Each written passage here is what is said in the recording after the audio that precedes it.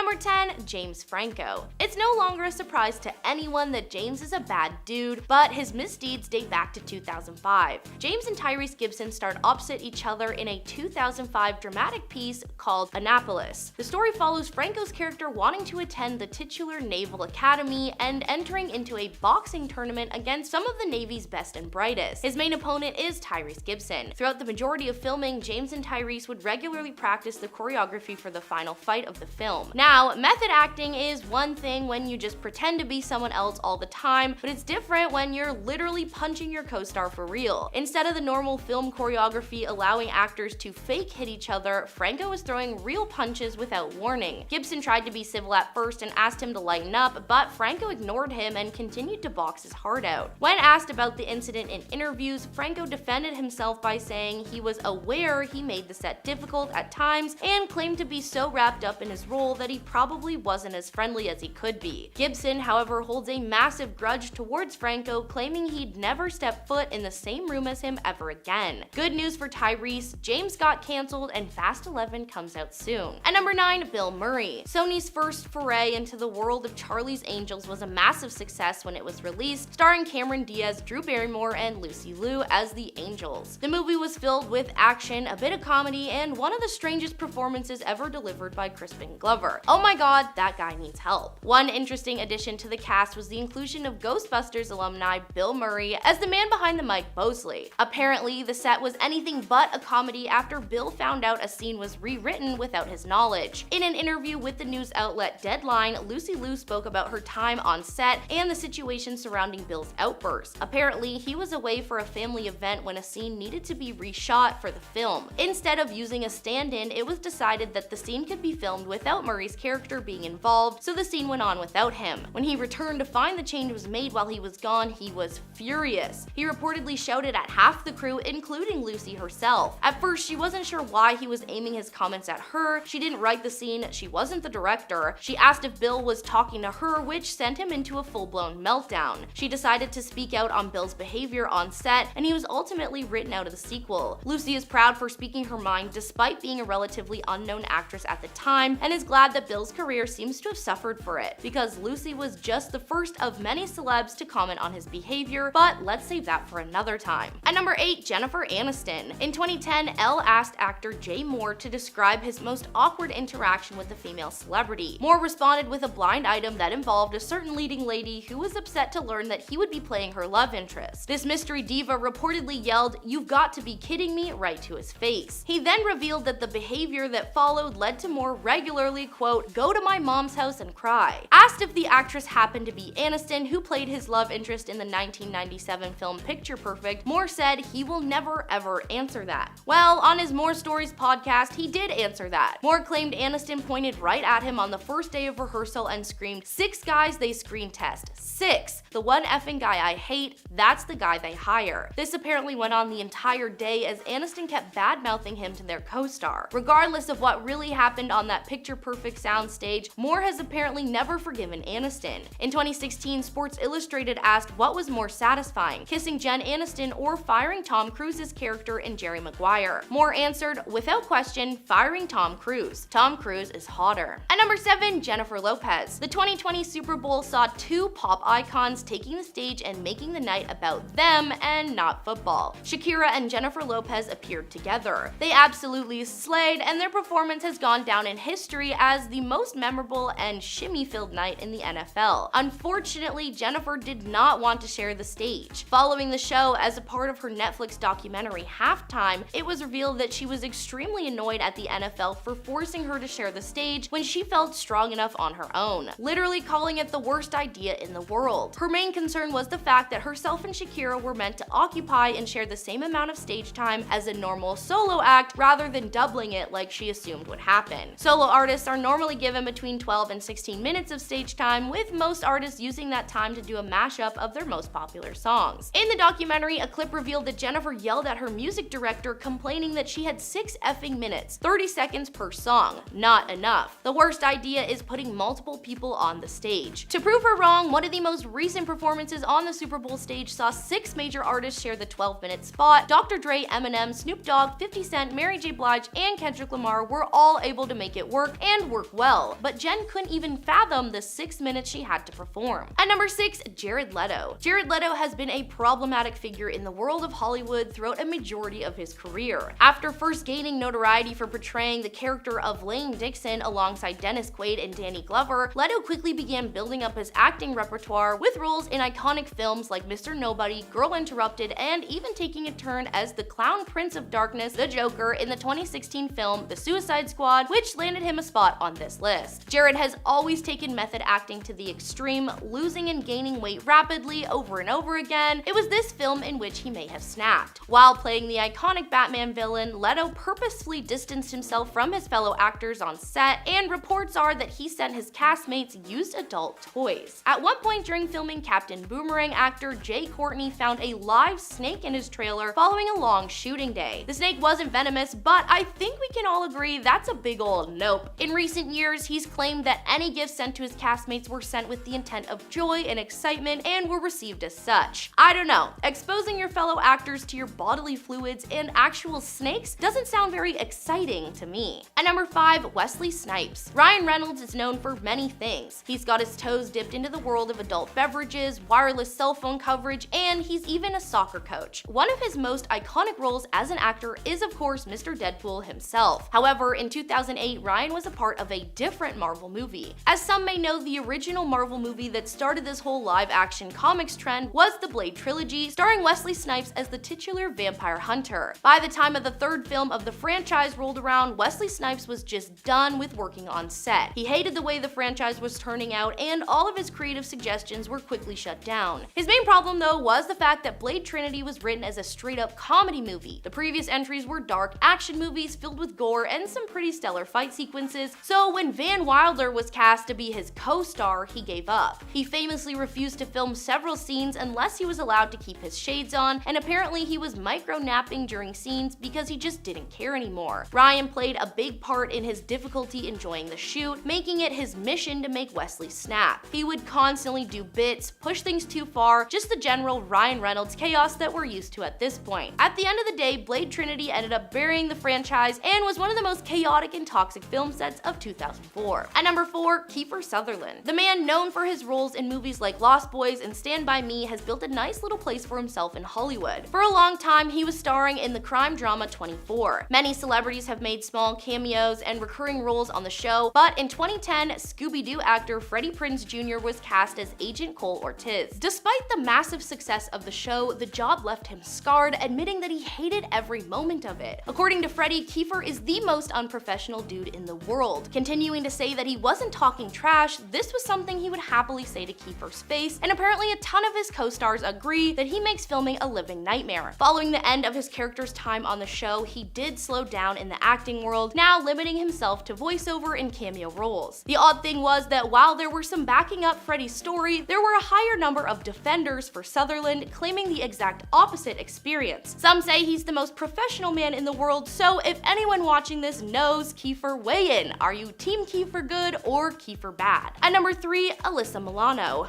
Alright, so let's talk about the show Charmed for a moment, a solid series that was on the air for almost 10 years. The series followed 3 sisters who discovered they were descendants of a line of good female witches and are destined to fight against the forces of evil. Yeah, it was a fun show, however, just because you play sisters on set doesn't mean you're as close in real life. Rose McGowan and Alyssa Milano had a very public altercation that resulted in a little incident on set being shared with the world. Rose claimed that Alyssa threw a fit in front of the crew yelling, "They don't pay me enough to do this stuff," only she didn't say stuff. She called Alyssa's behavior appalling, claiming she cried every time the show got renewed for another season because it meant more time on a toxic set. Alyssa never shared her own comments on the situation, confirming what she was being accused of. At number 2, Richard Gere. Richard Gere is one of those actors that doesn't really act. Sometimes people just get hired for films because they have the face for it or the style. For Richard Gere, he did not have enough class and moxie to keep a handle on his role in the film The Lords of Flatbush. He was cast to star alongside Rocky himself, Sylvester Stallone, and according to Sly, these two did not get along. Their beef was strong and long-lasting throughout production until it finally came to a head when one day Richard was a little too into a scene and grabbed Sylvester aggressively by the collar. When Stallone told him to lay off, he laid in instead. The scene was being filmed on Coney Island, and when the actors took a break, they tried to break each other. Stallone was eating a hot dog alone in a car. Sounds peaceful. But suddenly, Richard stormed in to join him with half a chicken dripping in mustard. Despite Sly's warning about the mustard, it dripped all over his pants. In true Rocky fashion, he elbowed Richard in the head and threw him out of the car. The altercation resulted in Richard being fired from the project. Oh no, we have to decide between Richard Gere and Sylvester Stallone. I wonder how quick that decision was. And at number 1, Dustin Hoffman. Dustin is a very easy man to spot. Not only is he a solid actor, but he has a very specific face. Mr. Megorium's Wonder Emporium, anyone? Remember that movie? I did not remember that existed until I started writing this script. I will be watching that tonight. Despite his ability to play lovable and cheerful characters, he actually started out as somewhat of a villain. On the second day of filming his more famous part in Kramer vs. Kramer, Dustin decided to improvise a scene where he strikes his co-star Meryl Streep across the face. Let me rephrase that. Dustin Hoffman thought it would be a great idea to strike Meryl Streep. Mamma mia, that's not okay. Not only was Meryl shocked by the move, but she recalled that Dustin was also trying to use a tactic on her called emotional recall, taunting her about her late partner John Cazale and his illness. Beginning our countdown is Miley Cyrus. She's probably never surprised at this point when people call her out on things on social media.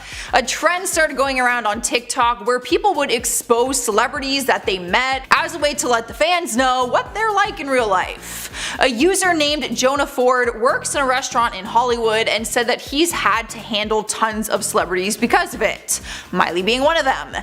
He started off by saying nice things about her, saying that she's really pretty in person and also very nice, but then he exposed her for lying about being a vegan. She claims to be vegan, but she's not because she ordered a burger and chicken at a restaurant. She also does not tip. If you follow Miley, her veganism is something that she prides herself in and actively fights for animals. He said that she ordered chicken and a burger while eating at their restaurant. I mean, these are some serious claims in the vegan community. Like, they don't mess around with that. But he also said that she's not very bright and that she put ketchup on her salad by accident, which is like really random and I don't really know if I believe it.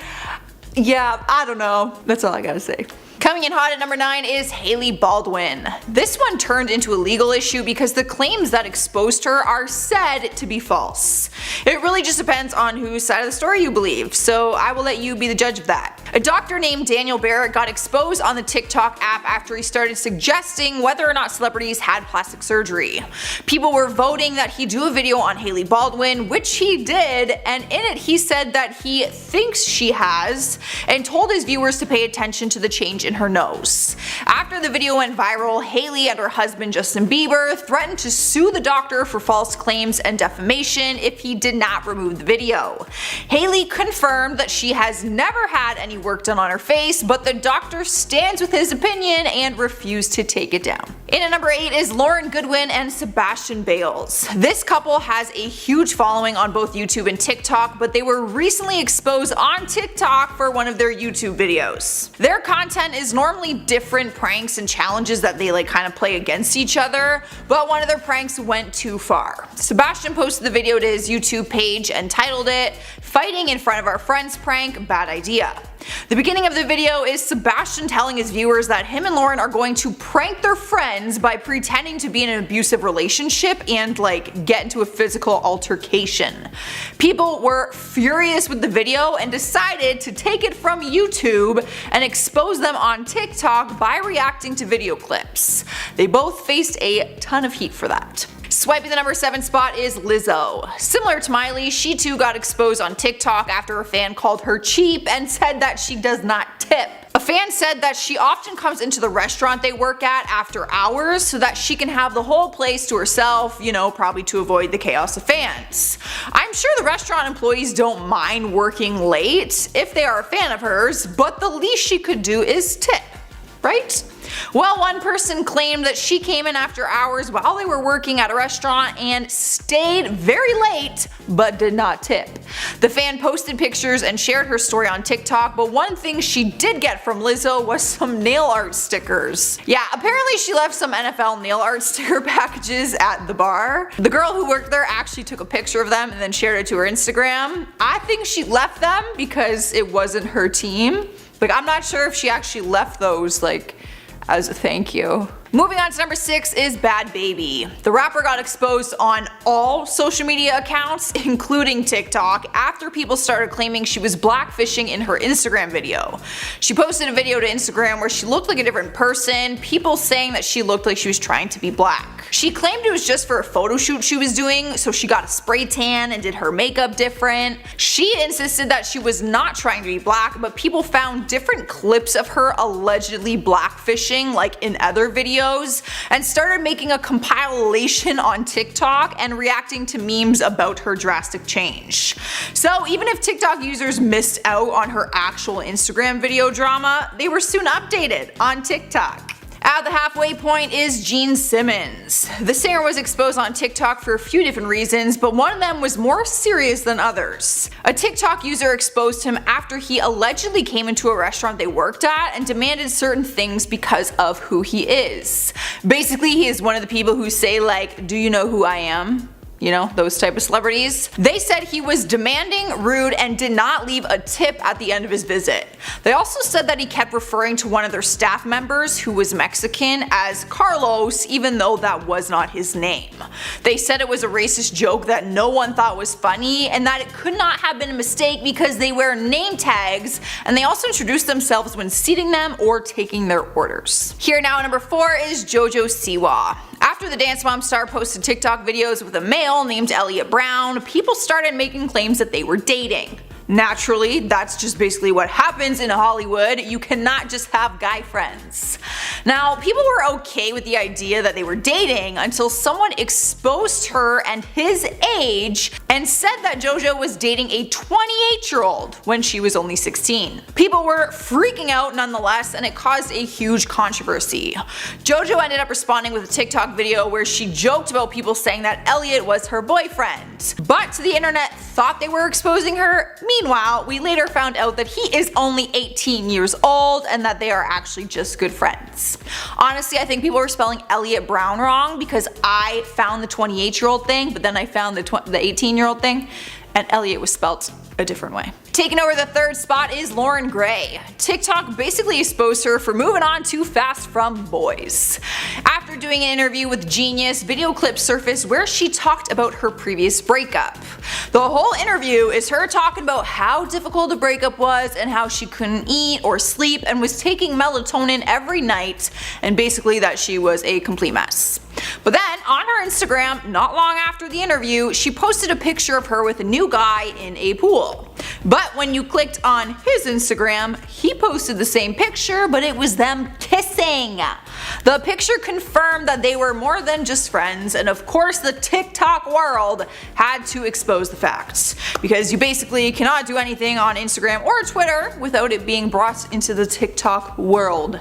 Because it is a different world over there. Let me tell you. Rolling into number 2 is Charli D'Amelio. Hollywood's biggest blogger, Perez Hilton, exposed her on TikTok during a tea time segment for having some issues within her family. Perez technically exposed Charli's dad, but since he's not like a huge star like Charli, she's the one who took the heat for it. Perez found an article which showed that her dad was arrested in 2014 for drunk driving, but the worst part was the article said that his 9-year-old daughter was in the car with him, either being Charli or Dixie. I can't do the math on their ages, but yeah. People were shocked to find out the information because her dad also appears in some of her videos, and their family even has their own TikTok account and probably makes money off of it. Of course, people can't really attack her dad online the way they can attack her, so unfortunately, they went after Charli instead. In our number 1 place is Lil Huddy. The famous TikToker's real name is Chase Hudson, but he goes by Lil Huddy online. He was dating Charli D'Amelio, the most famous TikTok star in the world who I just talked about in number 2, but then they split after rumors that he had cheated on her. Despite the rumors though, they ended on good terms. They posted really cute things because he denied the rumors and she believed him. But recently he got exposed by Charli herself after she publicly called him out for being a cheater. The rumors started up again and Chase tweeted, "All of this drama going on because I kissed Nessa when we were both single." Okay, so if they were both single, he wasn't cheating. But then Charli exposed him and responded with, "Then you shouldn't have come to my house after without telling me." That boy was at her house after? Yeah, that's all I gotta say. The truth always comes out.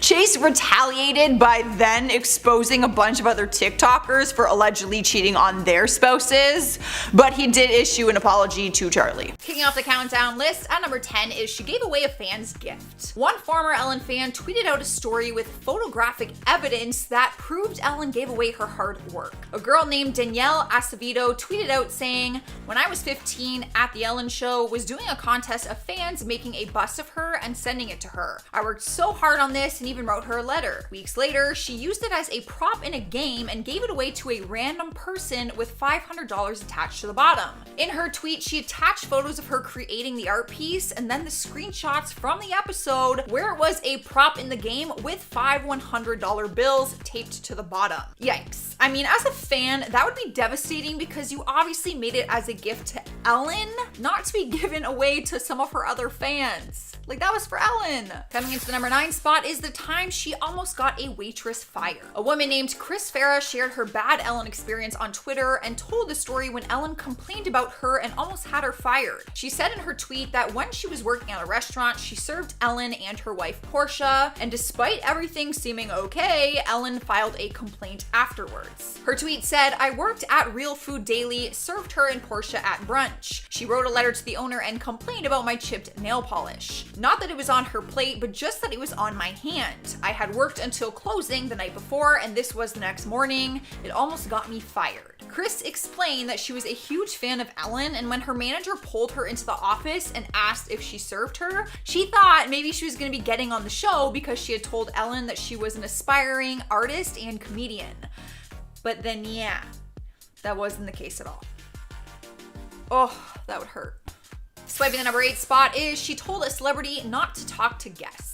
A man named Josh Levesky told a story about his friend who used to work as a PA on her show. Apparently, the PA was chatting with the guest star of the day, Russell Brand, and it caused some tension. The tweet said, "Another friend of mine was a PA on her show, and when Russell Brand came into the employee break area to chat with the crew and hang out, Ellen came in and got mad at him, saying he didn't have to interact with those people. And that is why guests have their own area backstage." Clearly, Russell knows that he doesn't have to talk to anyone. If this story is true, I just don't understand why she would care. Ellen has always been very open and she always interacts with her guests and her audience.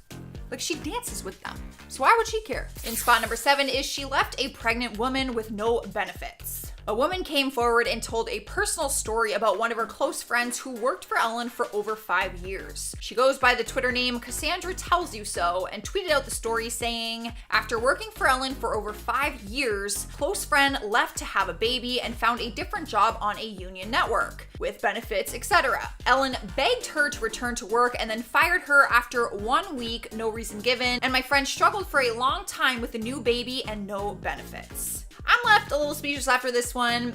I'm sure there is more to the story than just those few sentences, obviously. It sounds like there were a lot of factors involved, and I'm kind of hoping that this one isn't true, because obviously that's awful. Moving on, at number 6, we have the time she wanted specific food. It's no secret that Ellen is vegan and does a lot when it comes to fighting for animal rights. But one person said she went just a little too far when it came to wanting a specific vegan food item. A woman online came forward and said, "I was PAing for the Letterman special and her rider was 50 items long, and one was a specific vegan cauliflower puff that are rarely sold. So I had to drive to 15 different grocery stores to find it, and then she didn't even touch it." Yeah, that'd be annoying. I understand that you need a vegan menu if that's what your diet consists of because of allergies or your beliefs, but that specific of an item I get would be totally frustrating for a PA because I've been on movie sets before and stuff, so that's really annoying.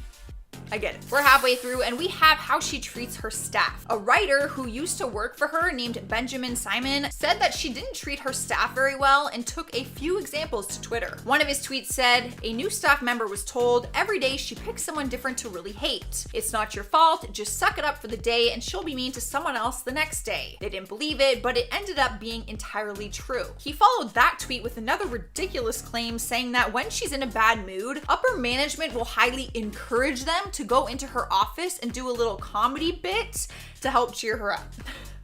I mean, sometimes a laugh is what we need when we're having a bad day, but I did find a lot of stories online claiming that she doesn't treat her staff properly. So Rolling into number 4 is the time she got exposed by a hairdresser. A lot of these stories come from people who worked for her or through their friends who said that they had a bad experience with her. But a girl named Anastasia told the story that a hair salon in LA deemed Ellen as one of the rudest celebrities that goes in there. She tweeted out, "I lived in LA, got my hair done at Michi, where there were a lot of celebrities. I always asked employees who was the meanest, who was the nicest. Nice were Julia Roberts, Cameron Diaz, Rita Wilson. Mean were Ellen, overwhelming number, and Charlize Theron, saw firsthand." So this is coming from different hairdressers who have celebrities going in and out of there all the time. So this one's kind of interesting because it's like a totally outside perspective. We're coming to the 3rd spot and we have, she asked a PA to give back their Christmas gifts. Come on, I feel like this is way too petty to be true. But someone came forward and claimed that they were friends with a PA that this happened to. A user named Nick Weiger tweeted, "Friend was a PA on our show, got their first staff writer job and put in their notice with Ellen. Instead of congrats, they were told to give their Christmas gift back." He followed his first tweet by saying that she only gives gifts to the staff members that she likes.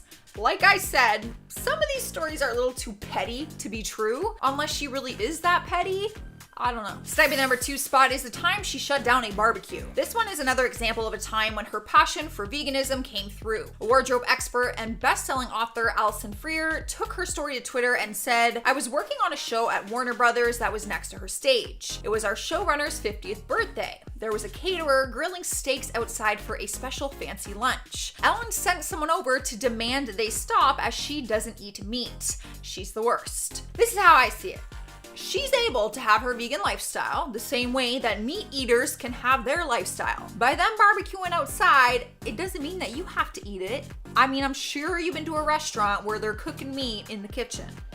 You know what I mean? Finally, we have made it to number 1, and we have the time that she compared quarantine to jail. This happened recently, and people online started attacking the comedian and exposing her for taking a joke too far. During quarantine, Ellen decided to keep her talk show going through YouTube videos, like us, and one of them caused her to remove it from social media. In one of her videos, she made a comment saying, "One thing that I've learned from being in quarantine is that people, this is like being in jail. It is what it is. It's mostly because I've been wearing the same clothes for 10 days and everyone in here is gay." It wasn't long before the joke was being slammed all over the internet. One person called her out and said, "Disappointed in Ellen for joking about being in jail while she sits in her multi-million-dollar mansion with access to anything she wants. Many of us are struggling to get essentials and are exposed on the front lines, but please continue exercising your privilege."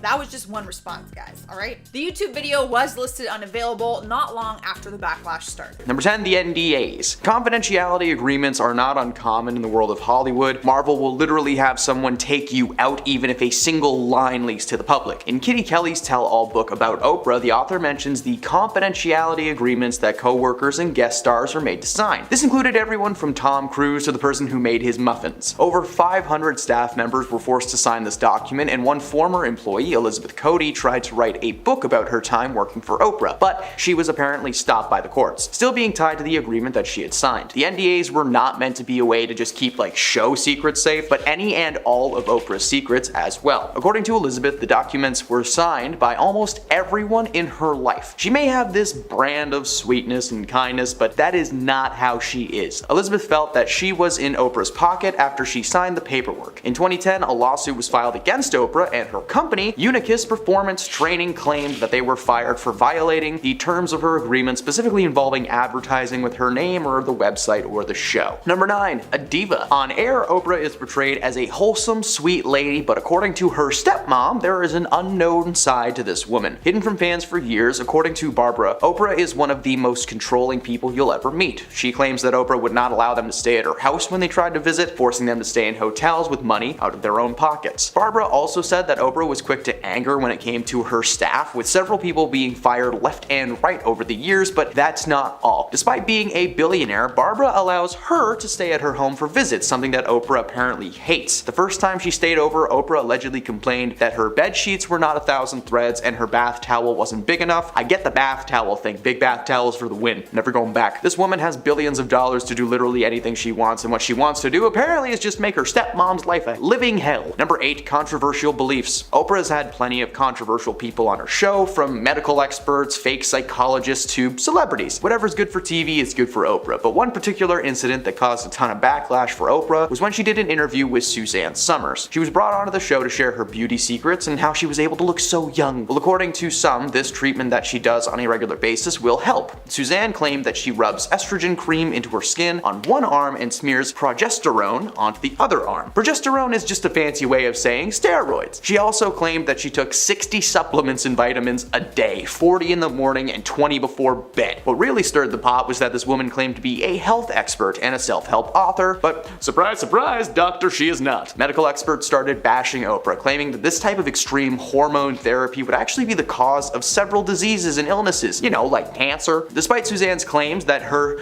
specially made non-FDA approved bioidenticals are natural and safe, they're actually just synthetic, conventional hormones that you can buy at a pharmacy. Oprah did everything in her power to sell this idea to her audience, believing 100% that the methods were useful, even claiming to have used some of these methods that made her feel incredible. So this lady would rather risk her audience getting cancer than just telling them the truth. That is solid. Number 7, an advocate for Maui. Oprah was claiming to be many things during the whole Maui backlash thing. A good boss, a charitable woman, and an advocate for the island of Maui. By starting her Maui fund and donating her spare millions, she made her mark in the public as a woman who she cares so much that she's asking you to give her money as well. Isn't that nice? As I've mentioned in previous videos, Oprah would not care about Maui or its people if she didn't have a vested stake on the island. Oprah's had property in Maui for quite some time, being almost a second home to her, and when the fire started raging, she started funding. But think about all the other things that have happened in the past couple of years around the world. We all forgot about Australia on fire in 2020. Western Canada was on fire at the beginning of this year. Some parts of Florida have been underwater for months, yet Oprah has decided to dedicate her time and money to helping an area where she has a vacation home. Number 6, the free cars. Now, who could forget Oprah's famous words, "You get a car, everybody gets a car." The moment was historical on her series and was parodied time and time again, and it still does get parodied to this day. However, what a lot of people don't know is that it wasn't as simple as, "Here are some keys,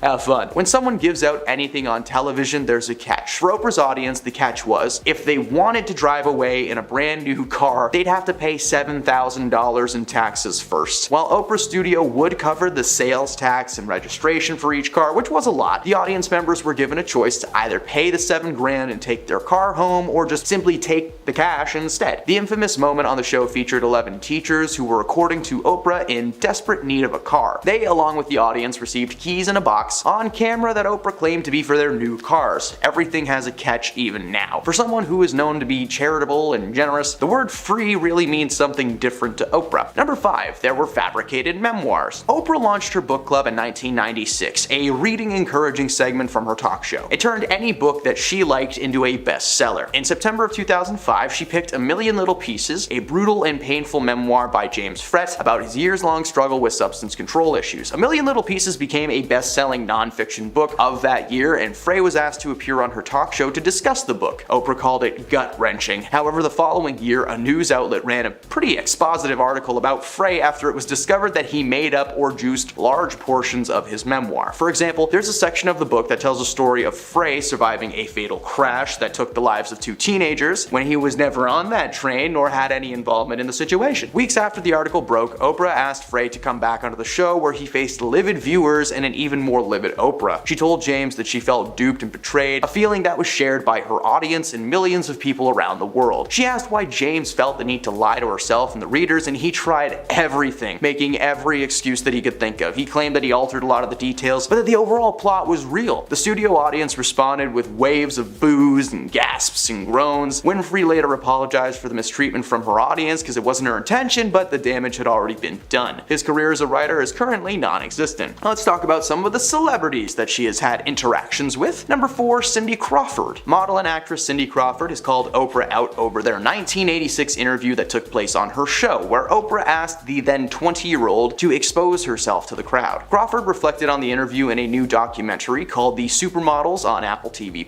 Everyone has a plus now. The documentary spotlights the careers of several models like Naomi Campbell, Linda Evangelista, and of course Cindy Crawford. In a clip from the documentary, Winfrey is heard introducing the then aspiring aspiring supermodel to the Oprah Winfrey Show before she is asked, did she always have this body? I mean, this is unbelievable. Come on, stand up. Now that's what I call a body. Thank you, that is my impression of Oprah. She is visibly uncomfortable and sheepishly stands up before the studio audience cheered as she showed off her figure. According to Cindy, she felt like a child in that moment being told what to do by her superior. She felt that the moment was more of a show us why you're worthy of being here type situation than anything else. At the time, this was just some weird thing that Oprah asked her to do, but it morphed and mutated into one of the most uncomfortable moments in her early years in modeling. The most shocking thing for her was the fact that it was Oprah Winfrey trying to tell her what to do. The woman who was known for her kindness and generosity made her feel like a puppet. Number 3. Where's the beef? In spring of 1996, the United Kingdom apparently experienced an outbreak of bovine spongiform encephalopathy, or mad cow disease, since I probably butchered that last part. According to the FDA, the disease destroys cows' central nervous system, and if humans eat it, then we get zombies! No, but they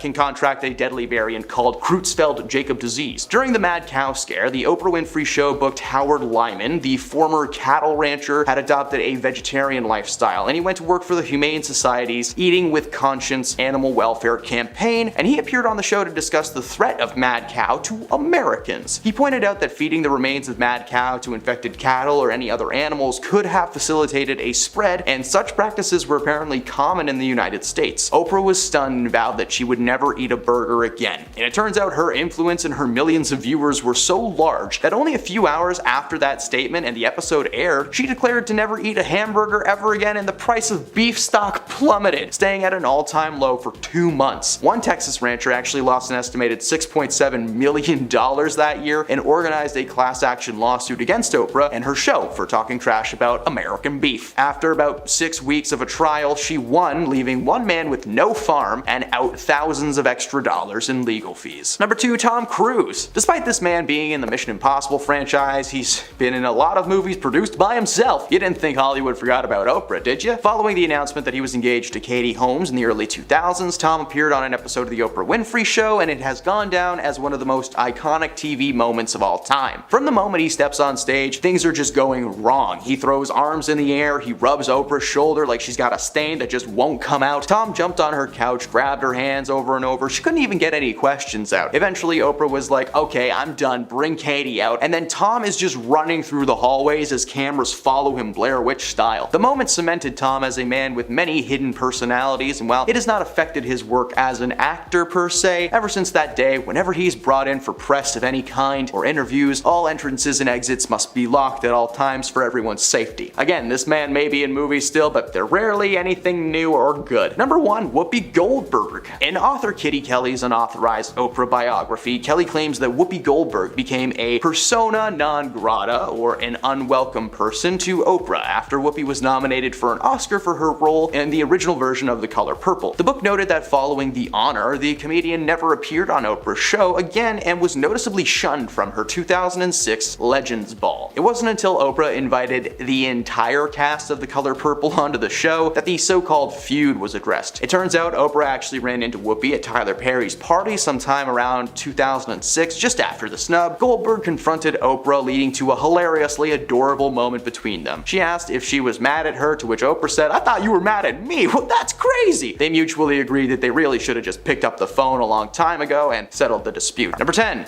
Justin Timberlake. One of the most discussed sections of the memoir is, of course, the revelation of what really happened when Britney and her Mickey Mouse Club co-star Justin Timberlake got together. After meeting JT in the clubhouse, the two sparked a romantic connection. Their connection was strong, but unfortunately Britney had to make a difficult decision in the year 2000 after she found out she was pregnant. At first, Britney was actually pretty excited about the whole thing. In her book, she revealed that she had planned on starting a family with Justin at some point, but this was just going to be a little bit earlier than she expected. It turns out Justin was not so excited and told her that they were both too young to be starting a family, continuing to remind her that their careers would also need to be put on pause. This revelation may be part of the reason that Justin was reportedly so nervous leading up to the book's release. Britney revealed that if the decision had solely been left to her, she would have gone through with the pregnancy, but she decided to go the opposite route instead. She claims to have only done it because Justin just so clearly did not want to be the father. In the book, she said that, look back, it's one of the the most agonizing things she had ever experienced in her life. Number 9. Mama Spears. One thing that comes up a lot in Britney Spears' memoir is her relationship to her parents. She discusses the strain that has been placed especially on the bond between herself and her mother, Lynn Spears. She dives deep into her childhood and what really went down, and in the book she said that she started drinking no-no juice with her mother when she was just in the 8th grade. Of course that is awful and nobody should ever do that because Britney wouldn't just have a sip of grape juice now and again. No, she would drink no-no juice like it was her job. She explained that for fun she started having fruity no-no juice with her mom while they were in Biloxi, Mississippi. To make things feel less, illegal, they would call the drinks toddies, named after the adult beverage that's basically just no-no tea. Britney felt a special bond with her mother because of this, especially considering the contrast between her mom and her father Jamie. You see, when her mom had a few, she was bubbly and happy, and same with Britney, but when Jamie had a few, he would get angry and depressed. The behavior is terrible, and while bonding with your parents is pretty awesome, that is not the right way to do it. Number 8. The Snake. Britney Spears has performed at the Video Music Awards a few times over her career, but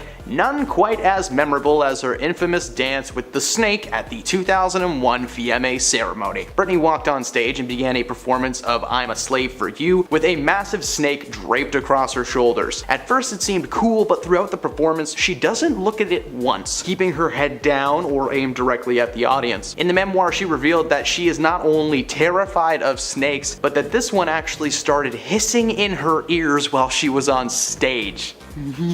Partway through the performance, the snake wraps around her and puts its face right near her ear where she claims it hissed so loudly that for a moment she thought it was going to bite her face off. But she continued with the performance and thankfully she still has her face, so that's very good. Number 7. The Notebook. While Britney may be known for her musical talents, she did have a short career in the film industry in the early 2000s. Her first role was in the film Crossroads, which despite having a stellar cast was apparently a very difficult experience for Britney. Although she was thrown off by that film, she was actually offered the co-starring lead role in The Notebook. The process went so deep that before production was set to begin, it was down to her and Rachel McAdams for the part. Now we all know what happened when Rachel McAdams got the role. She had a terrible time on set and spent 2 years with Ryan Gosling off screen. Yay! Britney said it would have been fun to reconnect with her Mickey Mouse Club co-star Ryan Gosling for a full-length feature, but in the end she's pretty glad that they didn't pick her. She instead decided to work on her album In the Zone, putting her creative efforts to good use despite this Hollywood rejection. Now, while the film has gone down in history as a rom-com classic, nobody can even fathom what a Britney and Ryan-led movie might have looked like. But it probably would have looked something like this. Number 6. Mickey Mouse Club. Now, I actually didn't know this because, to be honest, I'm not a big Britney Spears fan. Oh, I know, it's a shocker, I just scream pop music, but the first time I saw this woman on screen was genuinely in Austin Powers Gold Member, and her head exploded. So overall, pretty solid first impression. However, her actual first role in the acting world took place in 1993 after she landed a gig on the Mickey Mouse Club, a show that would turn out to be a huge part of her life. Despite the colorful set and overall just Disney-ness of the show, Britney explained that filming was never easy. She revealed that the show was like being at a boot camp for the entertainment industry. Extensive dance rehearsals, singing lessons, acting classes, time in the recording studio, school in between, it was a lot. In fact, much like school, she explained that the show's cast was divided into cliques, with the younger castmates being in one crew and the olders being in the other. She admitted that there were some fun moments, like sharing a little smooch with Justin Timberlake, but it was still a very grueling job. She said it was extremely hard to work, and more often than not, the groups would be in rehearsal practicing choreography 30 times a day. That's like 28 times too many. At the end of the day, Britney treated the club like a job that took up a ton of her childhood. Number 5. Jamie Spears. Britney's father, Jamie, has had a complex relationship with his daughter for most of her life. In her memoir, she shared the harsh judgment she constantly received from her papa. She explained that she thought getting criticized for her body in the press was bad, but it hurt even more when it was coming from her own father. He repeatedly told her that she looked heavy and that she really needed to do something about it. It wasn't that nice, but I'm paraphrasing. She explained that even as a small child, he never gave her the love or the attention that she needed. In the book, she said said that feeling like you are never good enough is a soul-crushing state for a young child. He drummed that message into her growing up, and even after she accomplished so much, he was continuing to make her feel like dirt. Jamie's wild opinions about Britney got so much worse when she was under her conservatorship. Under the conservatorship, Jamie was named as one of the several people in her life that could make important decisions for her, mind, body, and soul, and she was forced to grow her recently shaved hair back and get back into shape. For 13 years, Jamie remained in control of her life, right up until the suspension in 2021. Speaking of which, number 4, conservatorship. As many may know, Britney was placed under a psychiatric hold in 2008 following what we will call a difficult evening, and was later placed under a conservatorship by her father Jamie. In her book, she explained what she had been going through at the time. She said that shaving her head and acting out were her ways of pushing back. Under the conservatorship, she was made to understand that those days were now over. She had to grow her hair back, get back into shape, and she went to bed early and had to take whatever medications that they told her to. Britney revealed that she felt like an infant under the conservatorship and lost her passion for music. She explained that she started to feel more and more like a thing on stage rather than a person. In her book, she said she had always felt music in her bones, but her family kind of stole that from her. She reminded readers of the contrast between male and female artists, telling them to think of all the male artists who've gambled their money away, who had substance control issues or mental health issues, and many of them have never had control of their bodies or money taken away. Before the book was released, people were just under the impression that the conservatorship was some kind of a financial thing, but as her book has revealed, it's a lot darker than that. Number 3,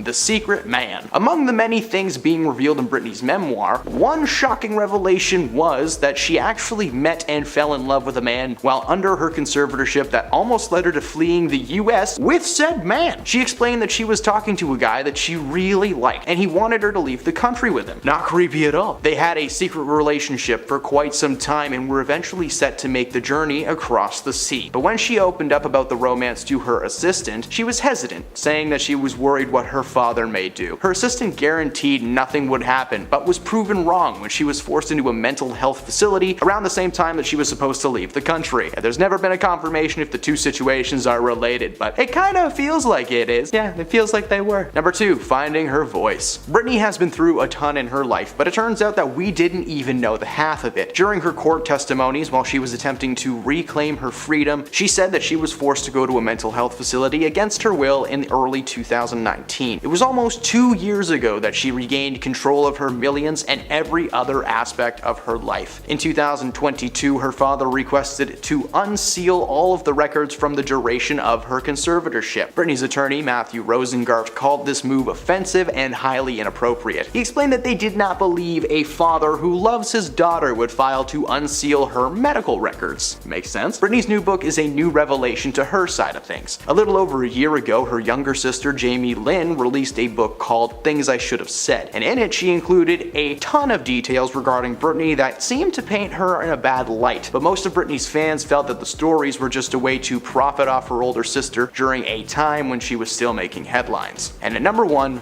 lost all control. As previously mentioned, when Britney was placed under her conservatorship, every single aspect of her life was controlled by someone else, and mostly her dad. She was unable to make financial, physical, or personal decisions without running them through Lil Papa Jamie first, a man who is just notorious for being a terrible person both inside and out. While the conservatorship was dropped in 2021, the pain of her time is still lingering. She said that the conservatorship stripped her of her womanhood and made her feel like a child. In her memoir, Britney revealed that if she had been allowed to make her own decisions instead of her father, that she would be in a much better place. She wrote that 13 years of her life went by with her feeling like a shadow of herself. She constantly thinks back to the times her father would control her body or her money, and it makes her sick to her stomach. Most of her life was controlled by someone else for a very long time, but now that she's free, who knows what will happen next. Starting off at number 10, we have Ellen DeGeneres. How could we possibly make this video and not include the queen of Two-Faced herself? Ellen DeGeneres. The 411 here was that Ellen was exposed for being one of the meanest people in Hollywood, while at the same time she is widely known to the public as someone who spreads positivity and kindness. Then it got even worse when reports came out that her show was incredibly toxic too, and she allowed terrible behavior to happen to the crew of the show. And while her show took a hiatus to deal with the claims, tons of former employees came out and told their stories. Then after months of laying low, Ellen opened her 18th season with a long-awaited apology. Part of the apology said, quote, "I've learned that things happen here that never should have happened. I take that very seriously. I want to say I'm so sorry to the people who were affected. I know that I'm in a position of privilege and power, and I realize with that comes responsibility. And I take responsibility for what happens at my show." And although her adoring fans accepted the apology, tons of people did not, and people felt she didn't take enough accountability for being in charge of the show. In our number 9 spot today, we have Gal Gadot. The world was introduced to Gal in the 2009 Fast and Furious movie, and we all fell in love when she graced our screens in 2016 as Wonder Woman, but 2020 was a bit of a fall from grace for the star. Remember that weird video at the beginning of the pandemic where a bunch of celebrities sang Imagine by John Lennon, and it all got edited together and released to the world like it would somehow help any of the millions of people absolutely struggling? Well, Gal was unfortunately the person who shared it first, as well as having the misfortune of opening that video and caught immediate flack for it. It got called out for how ridiculous it is that a bunch of super rich celebrities think that singing a song about letting go of material possessions would help anyone during a global pandemic where people are losing their jobs and their lives. I can appreciate the sentiment, but it definitely missed the mark by a long shot. Maybe donating their time or their money to people struggling might have been a better use of their free time, but who am I to say? In at number 8, Lea Michele. Lea Michele was exposed in the light of the George Floyd protests, when multiple former Black Glee cast members spoke about how she was microaggressive towards them, with one actor stating that Michelle made her, quote, "first television gig a living hell," and even made her question a career in Hollywood. After even more people spoke out against Lea, she decided to apologize with a long note to social media. But there was a lot of issues with the apology, one being that she used the word perceived, making it seem like a non-apology, with a statement reading, quote, "The responses I have received to what I posted have made me also focus specifically on how my own behavior towards fellow cast members was perceived by them." And the apology was so bad that the actress who called her out in the first place said in an interview, quote, "All that her apology did was affirm that she hasn't learned anything." In our number 7 spot today, we have Madonna. Similar to the Gal controversy, Madonna was another celebrity who posted a video that was just a touch inconsiderate. In March, we saw Madonna post a video on her Instagram where she was in a bathtub with milky water and rose petals around her, talking about how coronavirus is a great equalizer, saying that the virus doesn't care if you're rich or if you're poor, and how the good thing about it is also the bad thing about it. First of all, who knows what this means? And second of all, the virus may not care if you're rich or if you're poor, but Madonna bathing in milky water with rose petals is a pretty direct sign of how far removed she is from the real struggles that people are facing. Madonna came under immediate fire for the video and quickly removed it from her Insta feed, which is truly for the best. In at number 6, Kanye West. Kanye was not only exposed this year, but also did quite a lot of exposing. The worst part being that he exposed some very intimate family secrets that the world had no business knowing. And when he did apologize, he publicly apologized to his family instead of to the general public. In the summer, Kanye went on a few tweeting sprees where he said disrespectful things about countless celebrities, including his wife and the other members of the Kardashian clan. And around the same time, he also had a campaign rally where he said that Kim was thinking of terminating her first pregnancy with her daughter North. In the days after, photos were released of Kim and Kanye fighting in a car, with Kim visibly crying. And as a response to everything, he tweeted out an apology to his wife, saying, quote, "I would like to apologize to my wife Kim for going public with something that was a private matter. I didn't cover her like she's covered me. To Kim, I want to say I know I've hurt you, please forgive me." And reports are now hinting that the couple is closer to divorce than ever, with Kim hinting that these outbursts might be a big part of the reason that they separate. In our number 5 spot in our halfway mark today, we have Bobby Flay. Bobby Flay is a famous chef and TV personality who is said to be worth about $30 million, so it's understandable why people were pretty outraged at the fact that he set up a GoFundMe for his employees amid the pandemic. His employees obviously deserve to be paid throughout this tumultuous year, but why should it land on the shoulders of anyone who isn't a millionaire? People were questioning how you could continue living in a lap of luxury while asking for donations from people for something that is truly your responsibility. Bobby Flay was kind of acting like he was one of our struggling local businesses instead of the man at the head of an empire. I appreciate the fact that he wanted to continue to support his employees because an insane amount of people lost their jobs this year and everyone should be able to continue providing for themselves and their families, but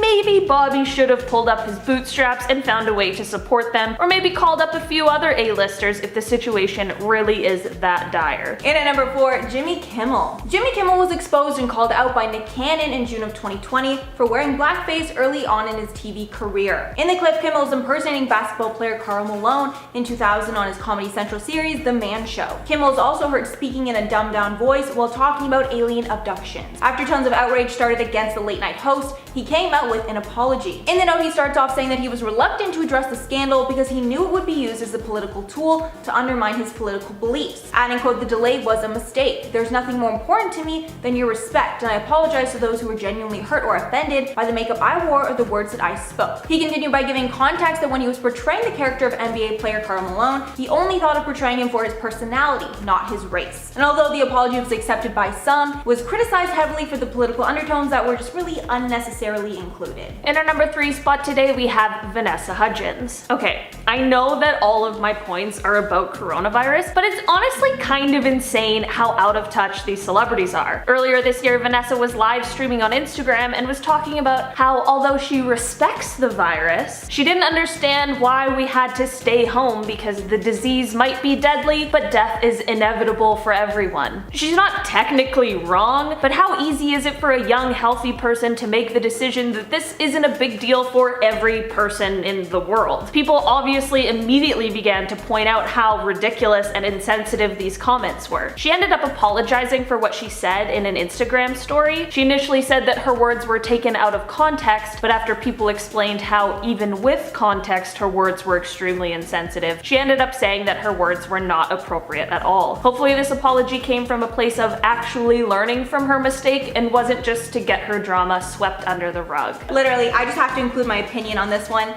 Her comments made no sense. She's like, oh, and like people took it out of context. What did you even say? Like, it literally made no sense at all, Vanessa Hudgens. I'm happy she apologized, but I don't think it was genuine. I think it was like oh, people are getting mad at me, I'll apologize. But it was like, girl, get off live.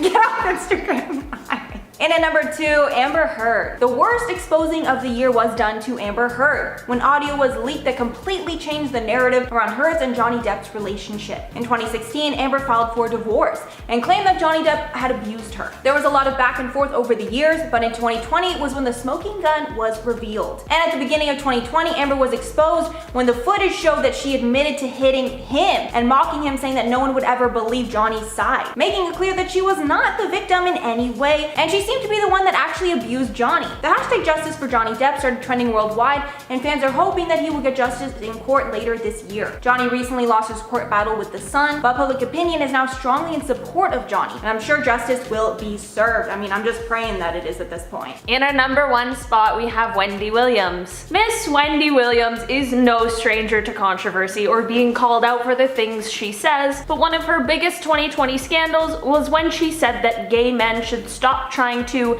be the women that we are. There's a number of things that are just so wrong with this, and she of course immediately came under fire for it. The harmful opinion came from a discussion on whether or not gay men should be allowed to celebrate Galentine's Day, to which I have to ask, why is that even a question? It's crazy that these extremely insensitive remarks gained applause from her audience, but luckily the internet was having none of it. She did end up making an apology video, but has also said that she means what she says on the show, so I'm kind of confused as to which one is really the truth. Beginning our list, number 10 is Ronnie Ortiz Magro, but you'd probably know him better as Ronnie from Jersey Shore. If you follow the show in more recent seasons, you would have seen the chaotic drama between him and his girlfriend Jen Harley, who is also the mother of his daughter. The show has captured many of their fights, but one of them was exposed by Jen after she secretly went on Instagram Live in the middle of one of their fights. Kind of a genius move. I mean, kind of crazy. Why film the whole thing and post later when you can just live stream to the entire world?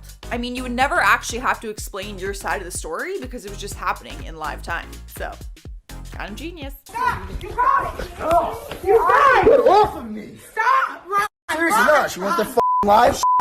In the video, the fight turned physical, which exposes a completely different issue of physical abuse in the relationship. You can hear Jen's friend yelling for them to stop, trying to break up the physical altercation. Ronnie was trying to take the phone from her because he knew that she was taking pictures or filming, but he had no idea that she was actually on Instagram Live. And when he realized, he was pissed, to say the least. Up next, number 9 is Little Kim. Or Lil Kim.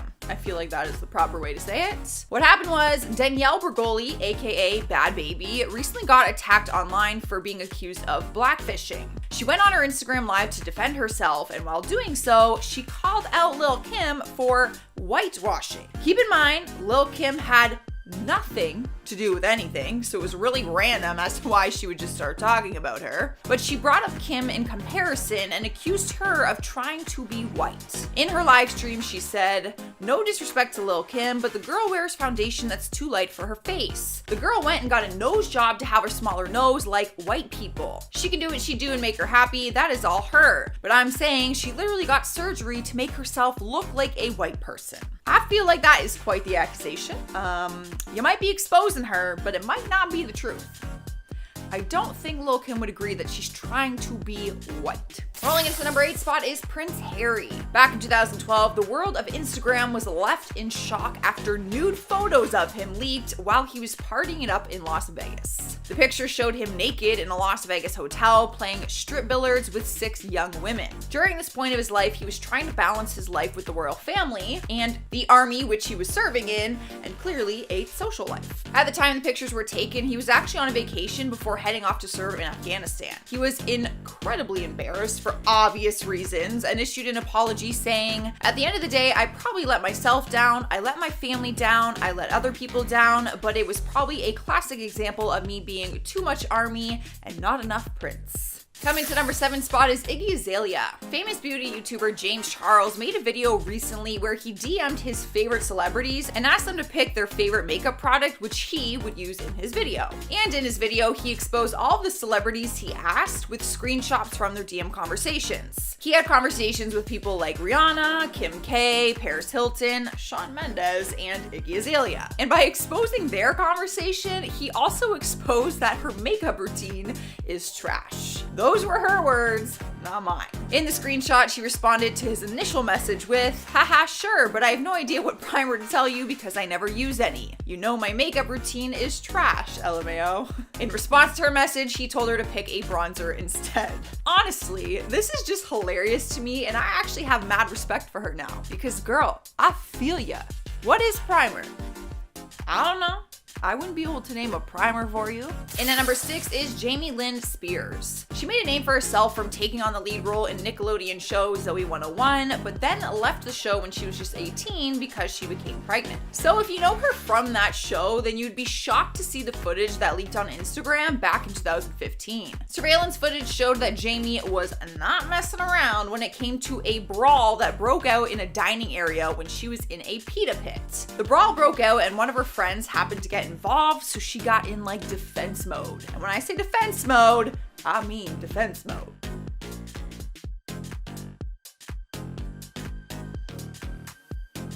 She dives in and pulls her friend out of the fight and then calmly walks behind the food counter and grabs a long 7-inch bread knife and starts waving it around, trying to warn the people who were fighting.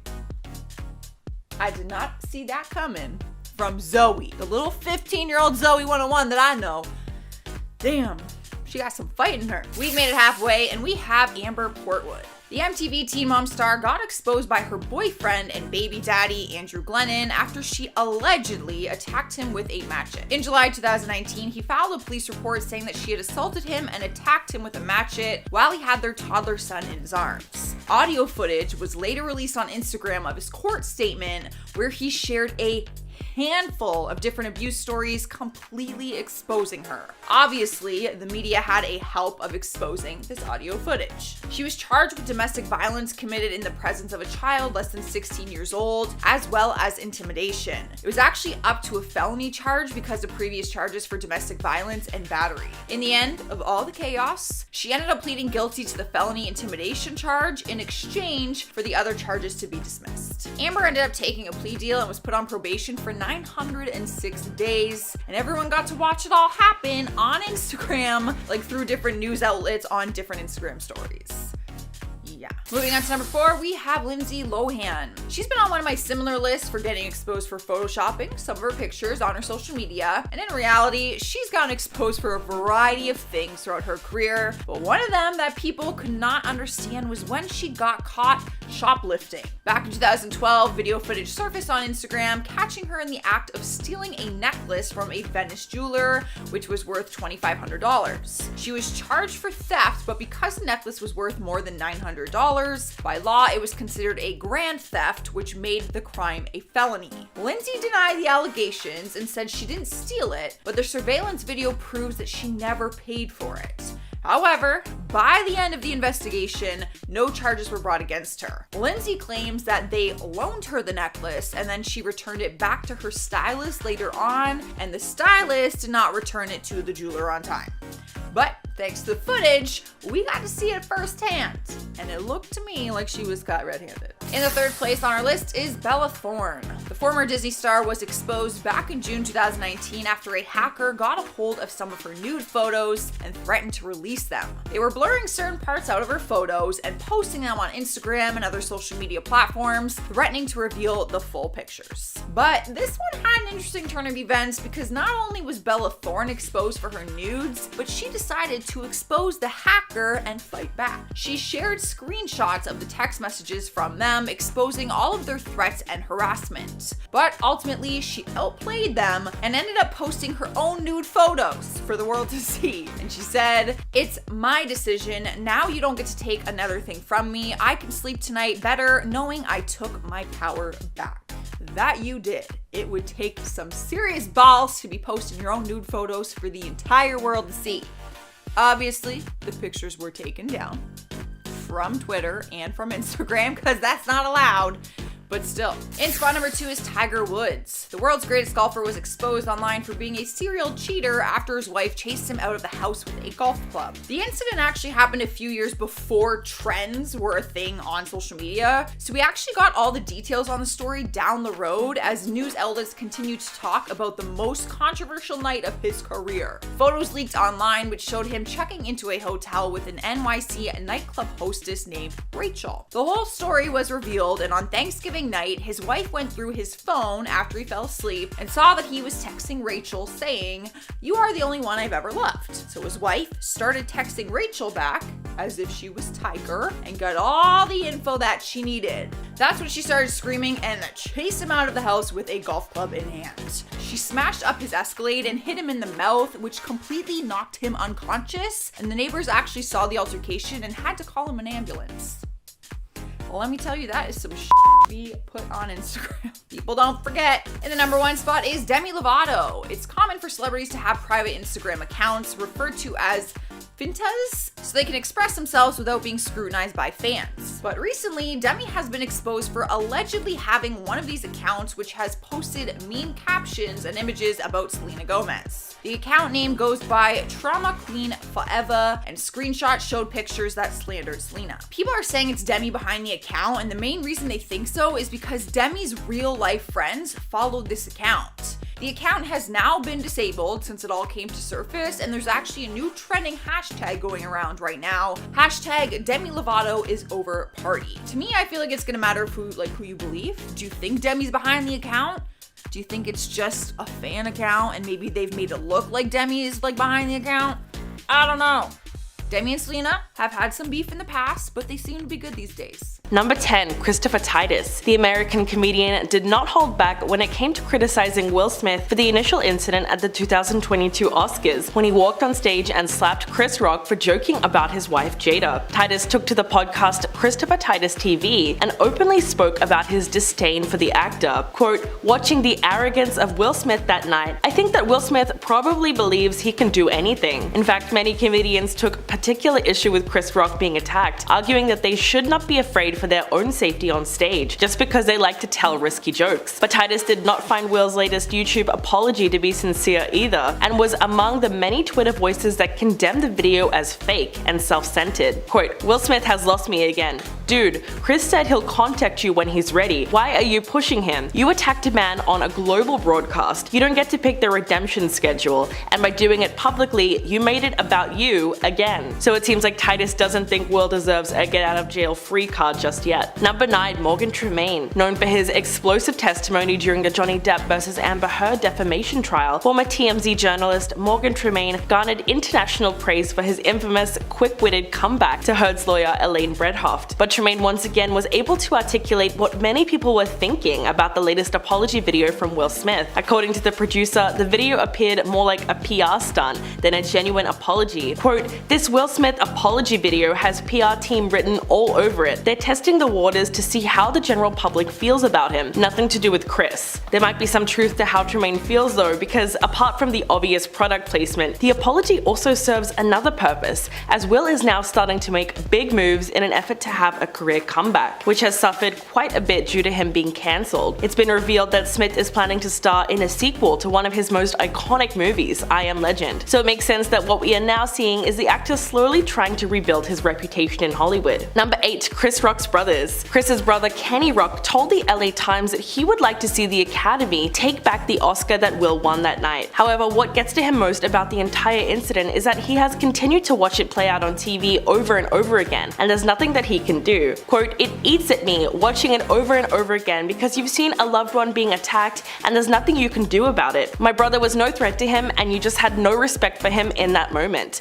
You just belittled him in front of millions of people that watched the show." Tony Rock, who was actually close with Will at one point, called out the actor during a comedy show. Quote, "If you think you're gonna walk up on this stage, this ain't the mother effing Oscars." He threatened to fight back if Will ever tried the same thing with him. In fact, the Oscar winner addressed Tony during his apology video. Quote, "I want to apologize to Chris's family, especially Tony Rock. You know, we had a great relationship. You know, Tony Rock was my man, and this is probably irreparable." That seems to be the case, as one Twitter user asked if the actor approved of Will's apology, and he simply responded by saying no. Number 7, The View. Smith received a hell of a lot of criticism for the slap itself, but a lot of people really seem to take issue with the video apology that he released a whole 4 months after the incident. The ladies on The View spoke about how disappointing it was to see Will Smith upload a 5-minute video addressing what is actually a really serious issue, considering it happened to Dave Chappelle too that same month. The hosts voiced their opinion about the Oscar slap and spoke about Will's apology video not long after it was released. While they unanimously agreed that it was a good first step, they said it simply wasn't enough to make good with Chris Rock. Alyssa Farah Griffin said, "I think he's got to go further, and even the fact that he didn't do this in more of an interview format where he might be challenged with some tough questions, I was a little surprised by." She then went on to say that it's a lot easier to say something scripted to camera than to ask, "What was your motivation? Why didn't you then apologize in your acceptance speech?" Alyssa feels Smith should have sat down with Oprah because then she would have challenged him. Joy Behar also agreed with her and thought he should have come on The View instead. But it's clear that they felt the video format of the apology made it much too easy for him to evade criticism. Number 6, Megyn Kelly. The veteran journalist believed that Smith made it all about himself at the Oscars when he walked on stage and slapped his longtime friend. Megyn Kelly was super critical of his actions that night and felt that the actor simply saw an opportunity to make himself appear as the tough guy standing up for his partner. She said that most guys would have handled it after the set and spoken to the comedian backstage. Then Kelly insisted that Smith used his 2 minutes on the world stage to defend his actions when he should have been apologizing immediately for how he acted. Quote, "It was a defense of him losing his temper. He should have got up there and he should have said, 'I'm very sorry for my bad behavior. I apologize to Chris, to the other nominees, and to the people whose attention I've wrongly dragged away from them on what would be their greatest night of their lives.'" Well, does she feel any differently now? Not really. In fact, she recently called out his newest YouTube video on the Megyn Kelly show and reiterated her comments, this time suggesting that Smith is only sorry now because he has a new movie coming out, so he really needs that public forgiveness to ensure its success. Number 5, Bill Maher. The comedian and television host made it pretty clear that he despises Will Smith on several occasions, most notably on one episode of his talk show Real Time with Bill Maher, which aired on April 1st. Bill reacted to the explosive outrage against the actor at the time. quote, to Will Smith, stay strong and I got your back, before following it up with, April Fools, you're a D. Ma went on to say that he couldn't feel sorry for Pinkett Smith because according to him, comparing a woman to Demi Moore looking her hottest is not exactly the worst insult he's ever heard. Then he made a pretty controversial comparison, quote, I mean alopecia is not leukemia. And no, he has not changed his opinion since. In fact, in another episode, Bill did a revived edition of Explaining Jokes to Idiots where he made fun of cancel culture, the increased attacks against comedians, and called Will Smith humor impaired. He then said that it comes down to doing crowd work while hosting the Oscars. Celebrities should try to be a good sport and allow themselves to be made fun of for 1 minute. The politically incorrect alum even noted that Chris Rock's joke was initially received as funny by the audience, including Will Smith, who was initially spotted laughing before he decided to do anything else. Number 4. Wanda Sykes. She co-hosted this year's Oscars along with Amy Schumer and Regina Hall. So comedian Wanda Sykes really saw everything unfold firsthand on Hollywood's Night of Nights, and she had a lot to say about it. Right after the Oscars, she addressed Will Smith's actions. Quote, for them to let him stay in that room and enjoy the rest of the show and accept his award, I was like, how gross is this? This is just the wrong message, before joking that she wanted to be able to run out after he won and say, unfortunately, Will couldn't be here tonight. And while performing a stand-up comedy show in Orlando, she brought it up again, saying, I'm still traumatized. I couldn't believe he was still sitting there. Shouldn't you be sitting there with a lawyer or LAPD? She added that he hopes he gets his life together, but until then, F him. Wanda clearly hasn't changed her opinion of Smith. In fact, while appearing as a guest on a recent episode of Live with Kelly and Ryan, they asked her if she'd be open to hosting the Oscars again. And she just said, oh, hell no. To be fair, she did happen to co-host the most dramatic Academy Awards ceremony in recent history, as she recalled the incident again. Quote, so everybody's just gonna sit here? I was like, the show just kept going on, and I looked behind the curtain and he's still sitting here. What is happening? What is going on? It was crazy. It was just bizarre. Number 3. Sharon Osbourne. In an April interview with the Sunday Times, the former Talk co-host expressed her opinion on the Oscar incident. Osbourne made the comparison when explaining the hypocrisy she sees where some people are too scared to make judgments to a person's face about their behavior, but will do so behind a computer screen or behind their back, and used the recent Oscars incident between Will Smith and Chris Rock as an example. Quote, when he wins Best Actor award, everybody stands up. It's like, you're such hypocrites. You're going to go home and say how disgraceful his behavior was, but you stand up and give him a standing ovation. But most controversially, she then went on to compare Will Smith to Hitler, insinuating that no matter how horrible someone is, the industry will still try and find a way to make money off of them. Although her experience isn't exactly like Will Smith's, Sharon Osbourne dealt with plenty of criticism of her own, following her comments on The Talk over the Piers Morgan and Meghan Markle feud. After a heated discussion with her and the talk show co-host last year, she was fired from the show by CBS, so she's no stranger to backlash herself, but clearly she didn't mind comparing Will Smith to possibly the worst person who ever existed. Number 2. Rosie O'Donnell. The comedian actually compared Will Smith to former President Trump, blasting the Oscar winner as a narcissistic madman who isn't being held accountable for slapping Chris Rock during the Oscars. O'Donnell took to Twitter to condemn Smith for the stunning confrontation at the 94th Annual Academy Awards. She wrote to her more than 1 million Twitter followers, quote, we watched him do it. Then, like the Trump years, we don't hold anyone accountable. Shame on us, shame on Will. O'Donnell made it very clear that she believes that the Oscars had failed everyone by not publicly denouncing Will right after the incident occurred and still allowing him to accept his award. But comedians do tend to stand together on this issue, and she went on to praise Chris Rock for his composure after he was attacked on stage. Quote, so upsetting on every level. Bravo to Chris Rock for not eviscerating Will Smith, which he could do any day of the week. He walked away from a sad display of toxic masculinity. Those words sound pretty harsh, but it's very clear that she absolutely hates Smith for his erratic behavior that night, and the message it sends to other comedians. And coming in at number 1, Chris Rock himself. The comedian has not publicly commented directly on the slap, including in the wake of Smith's recent video apology, which was directly addressed to him. Instead, Chris Rock chose to use comedy to speak about about the incident. During his apology video, the actor insisted that he's reached out to Chris, and the message that came back is that he's not ready to talk, which couldn't be more apparent. He first brought it up during a stand-up set at London's Royal Albert Hall. Quote, "I'm okay. If anybody is wondering, got most of my hearing back." He followed that up with, "Don't expect me to talk about the BS. Your tickets were expensive, but not that expensive." Rock also referenced the incident when Dave Chappelle was attacked on stage near the end of his performance during the Netflix Is a Joke festival. When talking about the assailant, the comedian said, "I thought that was Will Smith." After the recent apology was posted, Rock continued to make jokes while on stage in Atlanta. Quote, "If everybody claims to be a victim, then nobody will hear the real victims. Even me getting smacked by Suge Smith, I went to work the next day. I got kids." He also added that anyone who says words hurt has never been punched in the face. Gotta love his take on that. And at number 10, Johnny Depp. I don't think I really have to explain this one all that much, but it's clear that nobody hates Amber Heard more than Johnny Depp. Because of her accusations, which may or may not be true, Johnny's reputation has taken a huge hit, and it's cost him multiple lucrative acting gigs. The exes are currently in court settling their massive defamation lawsuits. Johnny is suing Amber for $50 million, claiming she lied when she accused him of physically her. She's countersuing him for $100 million for defamation, claiming he coordinated a smear campaign against her. A key date in their trial is April 22nd of 2016. On this day, Amber threw a birthday party for herself at their penthouse. Johnny allegedly showed up late and then left, but Amber claims that before leaving, he threw a bottle at her. Then the next morning, Depp got a call from their housekeeper stating that there was poop on his side of the bed. Johnny immediately thought it was from Amber or one of her friends as a way to get back at him. So clearly there's a lot of tension there, and hopefully we get to the truth. In at number 9, Winona Ryder. When Amber Heard first came out against Depp, many of Depp's former girlfriends came to his defense against her, to support Depp's claims that he was never violent with her like she claimed.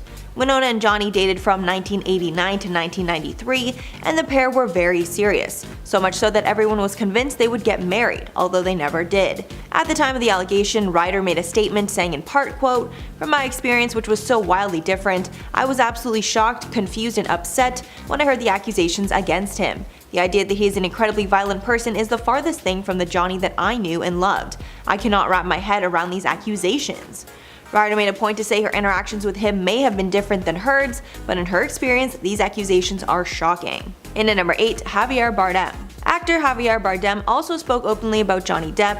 In his statement, Bardem not only supported Depp, but took some clear digs at Amber Heard. He said, quote, "I love Johnny because he is a good human being, trapped in the lies and manipulations of toxic beings, and yet smiling and loving us all in spite of it. How? Through his music, through his acting, through his silence. This means a lot. Thank you, Johnny. Millions of others like me love you deeply." Bardem did not only want to share how loving and caring that Johnny Depp is as a person, he also wanted to add that Depp is trapped in the lies and manipulations of toxic beings. It doesn't take much to put 2 and 2 together. Clearly the toxic being he's referring to is none other than Amber Heard.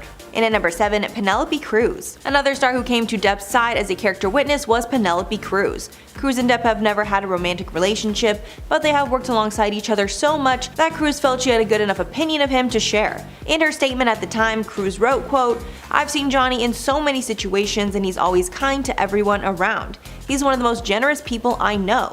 During 6 months of my first pregnancy, I spent every single day with him while we shot Pirates of the Caribbean. My husband and I will never forget the sweetness, protection, and kindness that he treated me with every single step of that process." In at number 6, Vanessa Paradis. Johnny's ex-wife, Vanessa Paradis, who he has a good relationship with, also came forward to defend him. Depp and the French star met on the set of Roman Polanski's film The Ninth Gate and were together for around 14 years from 1998 to 2012. During their time together, the couple had 2 children, but never decided to get married. During the allegations, Paradis said, quote, "Through all these years, I've known Johnny to be a kind, attentive, generous, and non-violent person and father. I'm aware of the allegations which Amber Heard has publicly accused Johnny of for more than 4 years now. This is nothing like the true Johnny that I have known, and from my personal experience of many years, I can say he was never violent to me." Halfway number 5, Sia. Sia is another star who publicly came out in support of Depp and against Amber Heard. Sia does not seem to have any close connection to either star. However, based on what she's seen, she believes that Johnny is innocent. Sia posted to Twitter in October of 2020, saying, quote, "Just showing my public support for Johnny Depp. I mean, I'd love him to get clean and stop with the jewelry, but he is clearly the victim after hearing those tapes." Sia also called out Elon Musk, who was in a relationship with Heard at the time. Sia accused Musk of giving Heard the $7 million that she donated after winning her divorce lawsuit. Heard initially claimed that she would donate whatever money she made from the divorce, but when she ended up pocketing it instead, Elon came to her rescue with the money. And at number 4, J.K. Rowling. J.K. Rowling got in some hot water after she decided to cast Depp as Grindelwald in Fantastic Beasts franchise. At the time of the casting, Heard had just come out with her accusations, and all of Hollywood was turning on him. However, Rowling defended her choice and chose to stand by Depp. She said in a statement, quote, "For me personally, the inability to speak openly to fans about this issue has been difficult. However, the agreements that have been put in place to protect the privacy of two people, both of whom have expressed a desire to get on with their lives, must be respected. Based on our understanding of the circumstances, the filmmakers and I are not only comfortable sticking with our original casting, but genuinely happy to have Johnny playing a major character in the movie." So here Rowling makes it seem like she knows more of what's happened behind the scenes and believes Depp over Heard. And at number 3, Kate James. Kate James, Amber Heard's former personal assistant, has been a key witness in the defense of Johnny Depp. James testified in court that she never saw Johnny get physical with Heard. James also shared some interactions with Heard where Heard was violent with her. Apparently once when the assistant asked for a raise, Heard spit in her face. James also testified that Heard would get into fits of rage and send angry text messages into the very early hours. James also testified that Heard was rarely sober and was generally under the influence of something that affected her cognitive abilities. When speaking about Depp's demeanor, Kate James said only good things, describing the actor as, quote, "shy like a total southern gentleman," supporting all the other witness statements that describe him as nothing but a good man. And at number 2, Doug Stanhope. Back when Johnny Depp was being attacked by the media, he was not able to defend himself because he was in the middle of some lawsuits, so his good friend Doug Stanhope came to his defense. Stanhope published a piece online detailing all of Amber's manipulative lies and stated that Amber was making all these false allegations for monetary gain. He said in the essay that he knew that Amber planned to, quote, "blackmail his friend," adding, quote, "We watched her manipulate and mess with him for years. We didn't say a word. To each other, yes, but never to him." Apparently Depp even told Stanhope that Heard was threatening to lie about him publicly in any and every way if he didn't agree to her terms. Doug and his friends believe that Heard is a very good actor who seems like a different person to the public. And finally, number 1, David Yates. In the midst of J.K. Rowling's backlash for the casting of Fantastic Beasts, the director of the franchise, David Yates, also chimed in to defend Depp. He said in a statement at the time, quote, "Honestly, there's an issue at the moment where there's a lot of people being accused of things. They're being accused by multiple people and it's compelling and frightening. With Johnny, it seems to me that there was one person who took a pop at him and claimed something. I can only ever tell you about the man I see every day. He's full of decency and kindness, and that's all I see. Whatever accusation was out there doesn't tally with the kind of human being that I've been working with." So here it seems that Yates compared the accusations against Depp to other Hollywood men like Weinstein and Spacey, who had multiple people come out against them, insinuating that since only one woman has spoken badly about Johnny Depp, there's a chance this one person is lying, aka Amber. Number 10, Mariah Carey. This celebrity feud is legendary, so it's only fair that we start off with this one. J-Lo and Mariah Carey have been at each other's throats since the early 2000s. In fact, most people remember the iconic line that Mariah told a German reporter, "I don't know her." Although it sounds hilarious, Mariah has maintained her negative opinion of J-Lo all these years. For example, an interviewer once asked her what she thought about Beyonce and Jennifer Lopez, and she responded by saying that they don't even belong in the same category for a very specific reason. Well, it's hard. You can't really put those two people in the same category because one is in a really different generation. They just started singing later. But when you talk about Beyonce, I think she's wonderful, she's great, she's a talented person. But it seemed that she forgot to compliment J-Lo as well. A few years later, Carey spoke to Andy Cohen and doubled down on her comments, quote, "I don't know her, what am I supposed to say?" It looks like it'll take a miracle for these two iconic performers to ever be on good terms. Number 9, Rihanna. There are several celebrities who can't stand Jennifer Lopez, but one of the biggest critics of the iconic singer is Rihanna. These two former best friends had a serious falling out in 2016 for the oldest reason in the book. They were fighting over the same guy. Before the feud began, Rihanna and J-Lo were friendly to each other and had no reason for animosity. But trouble started brewing right after Rihanna and Drake broke up. They had a summer fling that same year, which was pretty casual, but it definitely still counted. Girl code was broken when J-Lo started getting close with Drake almost immediately after. But the feud really became public when Jennifer posted a photo of her and Drake hanging out backstage at her show in Las Vegas with the caption #LoveHim. In fact, the two were even spotted hugging, and fans quickly realized that something very shady was happening. An inside source close to the star said that Riri felt like she had suffered the ultimate betrayal and called Jennifer's behavior desperate. It must have been accurate because in December of 2016, she suddenly unfollowed Lopez on Instagram. Number 8. Gloria Estefan. Cuban-American superstar Gloria Estefan was originally supposed to be performing at the 2020 Super Bowl alongside fellow Latina pop stars J-Lo and Shakira. But after seeing J-Lo's new documentary called Halftime, where the singer went on a rant about having to share the stage with Shakira, Gloria put her comments on blast. She didn't seem to agree that it was the worst idea ever to have the artist share the stage, and explained why Lopez got it wrong on Watch What Happens Live with Andy Cohen. Quote, "Look, this is the bottom line. You have very little time, like 12 minutes or something, to get things on and off the set. So could you do it with one person? Yes. But I think they wanted to throw a Miami and Latin extravaganza, and they tried to pack it in as much as possible." The Grammy Award winner also confirmed that she chose not to participate for a reason, seeing as J-Lo got so worked up about having two people perform. Quote, "Okay, and imagine what J-Lo would have said if I was the third. I literally would come out, done a shake your booty and out." But she went on to insist that it was their moment and that she didn't want to go on a diet in December anyway. Number 7. Nick Cannon. The Wild 'N Out star took a cue from his ex-wife Mariah Carey's famous phrase to throw shade at Jennifer Lopez during his guest appearance on The Wendy Williams Show. While discussing Hollywood crushes during the Hot Topic segment, the 41-year-old first named Carey, his ex-wife and mother to their two twins, Moroccan and Monroe. Quote, "Number 1, Mariah, the amazing mother, superstar, singer." He then went on to name Halle Berry and Naomi Campbell as his second and third choices. A producer then suggested J-Lo as an option, and he just responded with, "I don't know her." After the audience erupted into laughter, the host added, "That was a joke for the lambs. Shout out to the lambs," as Carey refers to her fans as the Lamely. Cannon made it clear who he supports in the ongoing battle of the divas, and naturally he sided with Carey, so we can't really fault him for that. It's been a bit of a running joke for years that Mariah wasn't kidding and didn't actually know J-Lo personally when she gave that interview, but it was too late to clear the air, as the classic "I don't know her" line has gone down in history as one of the best ways to shade someone. Number 6. Rosie Perez. Both Jennifer Lopez and Rosie Perez have served as inspirations to the Latin community for over 2 decades, but they haven't always gotten along.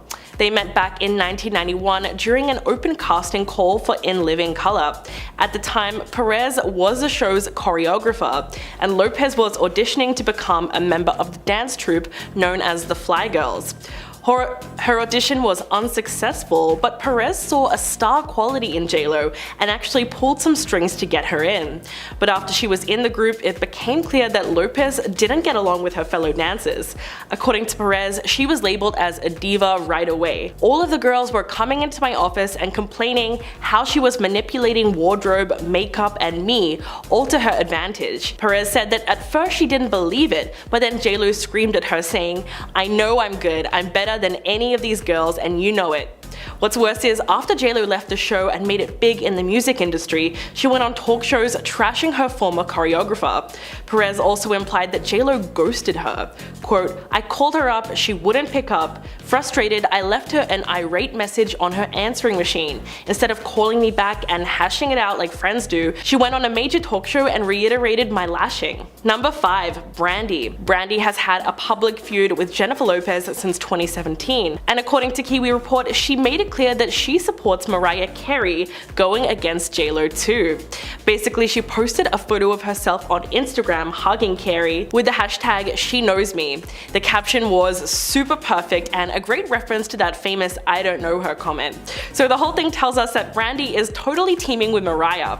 Brandy's post exploded on social media and Lopez fans immediately took offense to it. Mariah saw the backlash and chimed in to Brandy's photo, commenting with a simple "I sure do."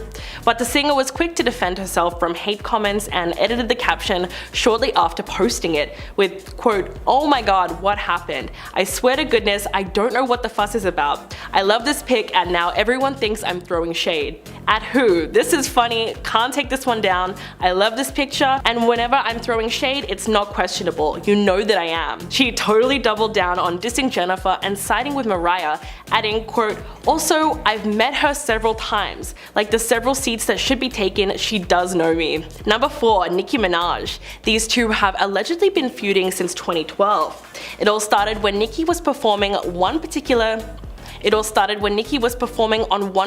episode of American Idol at the same time that JLo was sitting on the judge panel. In a rather awkward moment, Nicki asked if she could come back on the show as a guest judge and asked JLo to scoot over. As a Latina artist hit back, she said, "I don't know if there's room for both of us."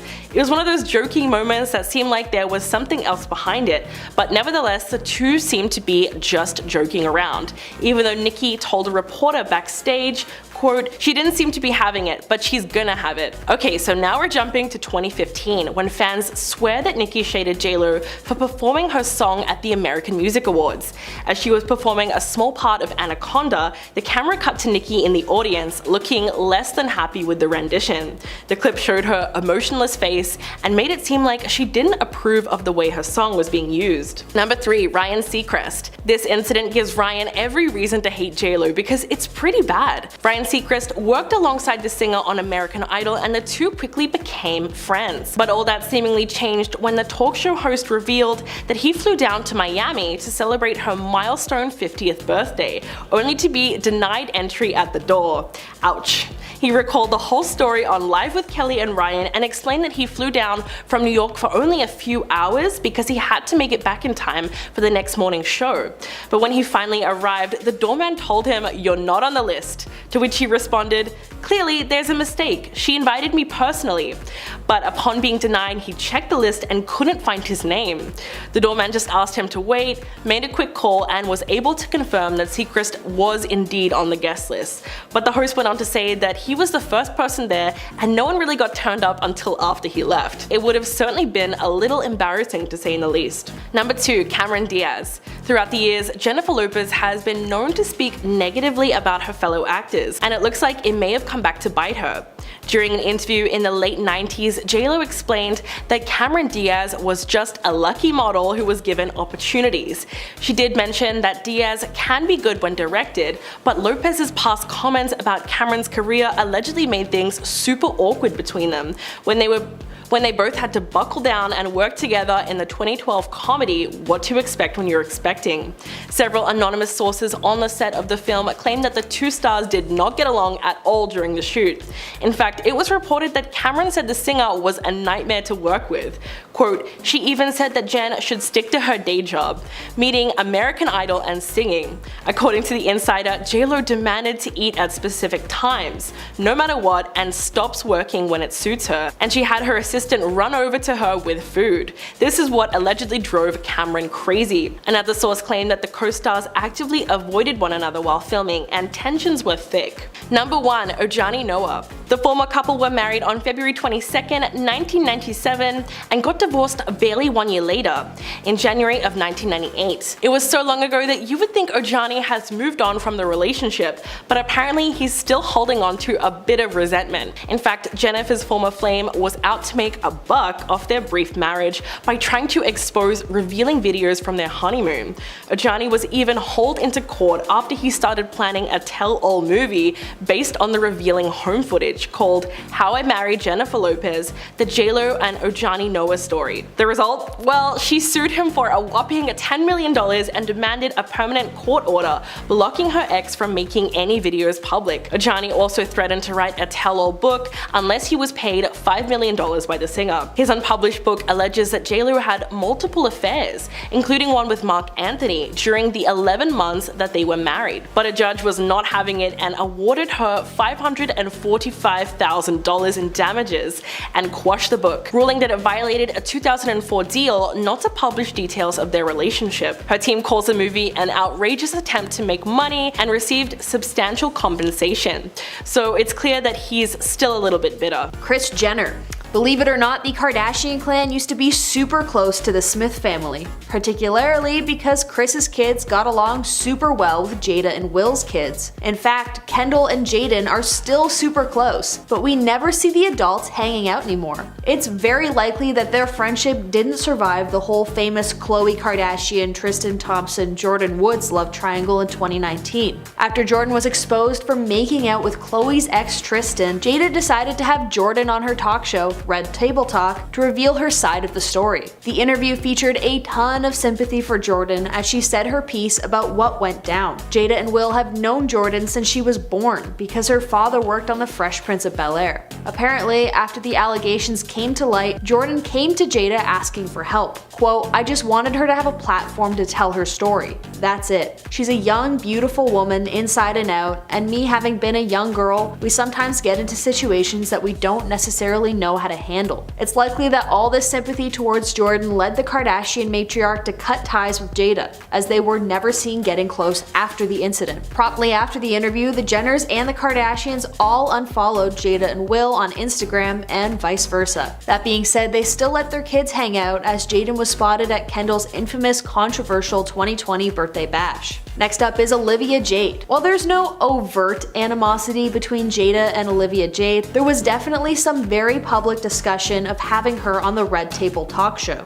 After the college admissions scandal that put Olivia Jade's mother, Lori Loughlin, in jail for attempting to cheat her daughter's way into college, Olivia Jade attempted to go onto Red Table Talk to set records straight. She went onto the talk show in 2020, and Jada's co-host, her own mother, was extremely public about her distaste for Olivia's appearance. Jada's mom stated, quote, "I fought it tooth and nail. I just found it really ironic that she chose 3 black women to reach out to for her redemption story. I feel like here we are, a white woman coming to a black woman for support when we don't get the same from them. It's bothersome to me on so many levels. Her being here is the epitome of white privilege to me. And honestly, it's hard not to see her point." The whole time Olivia Jade was on the show, she just kept talking about, "Oh, poor me. I didn't realize how privileged I am, blah blah blah." And Jada's mom let her have it. She told Olivia straight to her face, quote, "There is so much violent dehumanization that the black community has to go through on a daily basis, right? There's so much devastation, particularly this year, 2020, and everything being brought to the table. There is so much inequality and inequity that when you come to the table with something like this, it's like, child, please. I'm exhausted. I'm exhausted with everything we have to deal with as a community, and I just don't have the energy to put into the fact that you lost your endorsements and you're not in school right now." Whoa, I can't even imagine that going over super well on the friendship mark, especially considering this public blasting was broadcasted all over. Next up is Tom Segura. While this may be more towards Will Smith, Tom Segura has held absolutely nothing back when torching the Smith family online for the Oscars slap incident. Obviously, a lot of celebrities are ticked off at Will Smith right now, but Tom definitely brought his distaste for Jada into this rant. In a series of tweets, he said, quote, "Let me tell you this, man. The idea that you're entitled thinks because your feelings are hurt, you get to one of the all-time greats because you feel, and then the cowards, the spineless cowards that are in Hollywood and comedy. We have all the lists of the guys. It's insane. It's like a gross exaggeration. You see it all the time. I mean, you see entitlement everywhere, and that was on full display for the world to see. I have zero respect for that, and I feel like more people need to come out and say it. It's unacceptable. Damn. Tom, tell us how you really feel." That being said, it's unclear if the in question is Will or Jada. It could be either or both in this situation. Either way, I doubt Tom will be invited to any Smith family dinners in the near future. Next up is August Alsina. While I think maybe this one is a bit of a stretch because it's hard to hate someone who's actively keeping you relevant, I do think that August Alsina can't be happy with how his name has been dragged through the mud with this weird open marriage thing that he was involved with. He claimed to have dedicated years of his life to Jada after they had initially been introduced when Jaden brought him home as a friend. Although the two had their affair while Jada and Will were separated, it didn't stop the actor from writing an entire album called Entanglements about her. It has also just been announced that he's going to write a memoir about his time with Jada, which I am like 99% sure is to A, keep him relevant, and B, to drag Will and Jada's name through the ringer. Next up is Cherie Zampino. Cherie Zampino is the ex-wife of Will Smith, who he had one son with named Trey. Although this feud is largely over, Jada openly admitted to really disliking her husband's ex-wife, and the feeling was very mutual. When they began their relationship, Jada and Cherie hated each other. They had a lot of issues with their blended family, which basically meant them all co-parenting the kids that they all had with Will. Zampino recalls a moment when she had to speak to Will about their son Trey, but Jada picked up the phone. Quote, "You picked up the phone and I wasn't really respectful. You basically let me know, I don't really appreciate your tone, and I was like, it doesn't matter. And you hung up on me. I called back and I happened to say, bitch, you're living in the house that I picked out." The two then shared a laugh with one another, so I guess this one doesn't really count because they've definitely made amends with one another. Despite having an extremely rocky relationship to begin with, they seem to get over it for the sake of Will Smith and their kids. Okay, this next one is just for laughs, but Will Smith.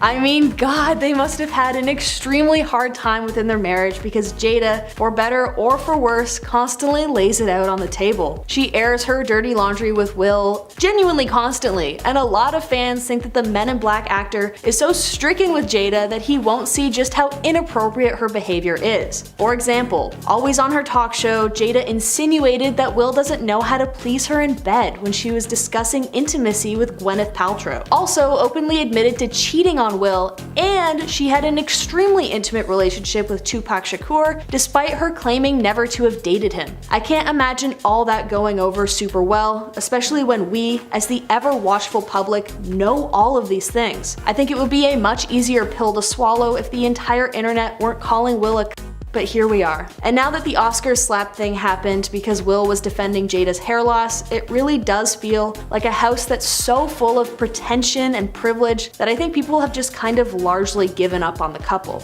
Anyways, listen, I know it was so tough finding celebrities who openly hate Jada. Not that she's a particularly good person, but like, why even have the public beef? Starting us off at number 10 is Elton John. It's been more than 20 years since Ellen first came out as a lesbian, but she still holds on to that moment and opened up about a shocking story. During the period that followed her shocking news, she received a ton of backlash for it, and one person who had a lot to say about it was Elton John. When he did an interview and they asked him about his thoughts on the news, he said, I quote, "Shut up already, we know you're gay, be funny." Elton too is gay and admits that everyone at that time was talking about it and he was just getting kind of sick of it. He wanted her to focus on her role as a comedian and less about her sexuality. It was still a little harsh. I mean, we gotta be honest. I feel like there's a better way of saying that. They seem to work through their issues now, but there was a time when tensions were very high. Up next, number 9 is Wendy Williams. Their issues with each other seem a little petty and has always remained in their professional lives, not so much in their personal. Even though Wendy has been on Ellen's show a few times, Wendy's never invited Ellen on hers. Wendy's often blamed for using harsh words and expressions on her show against Portia de Rossi, who happens to be Ellen's wife. Even when Portia first came out, reports say that Wendy approached her on the red carpet and asked her to comment on the recent story going around that she was getting close with a woman in a jacuzzi. Portia was not open about her relationship with Ellen during that time, and apparently Wendy knew about that. So since then, the two of them have taken shots at each other during interviews. Sometimes it seems like a joke, while other times it's kind of hard to tell and it just leaves like this awkward tension. Kind of like the time when Wendy told Ellen that people think that she looks like Justin Bieber. She's not wrong. That meme does go around the internet, but still a little awkward. Rolling into number 8 is Piers Morgan.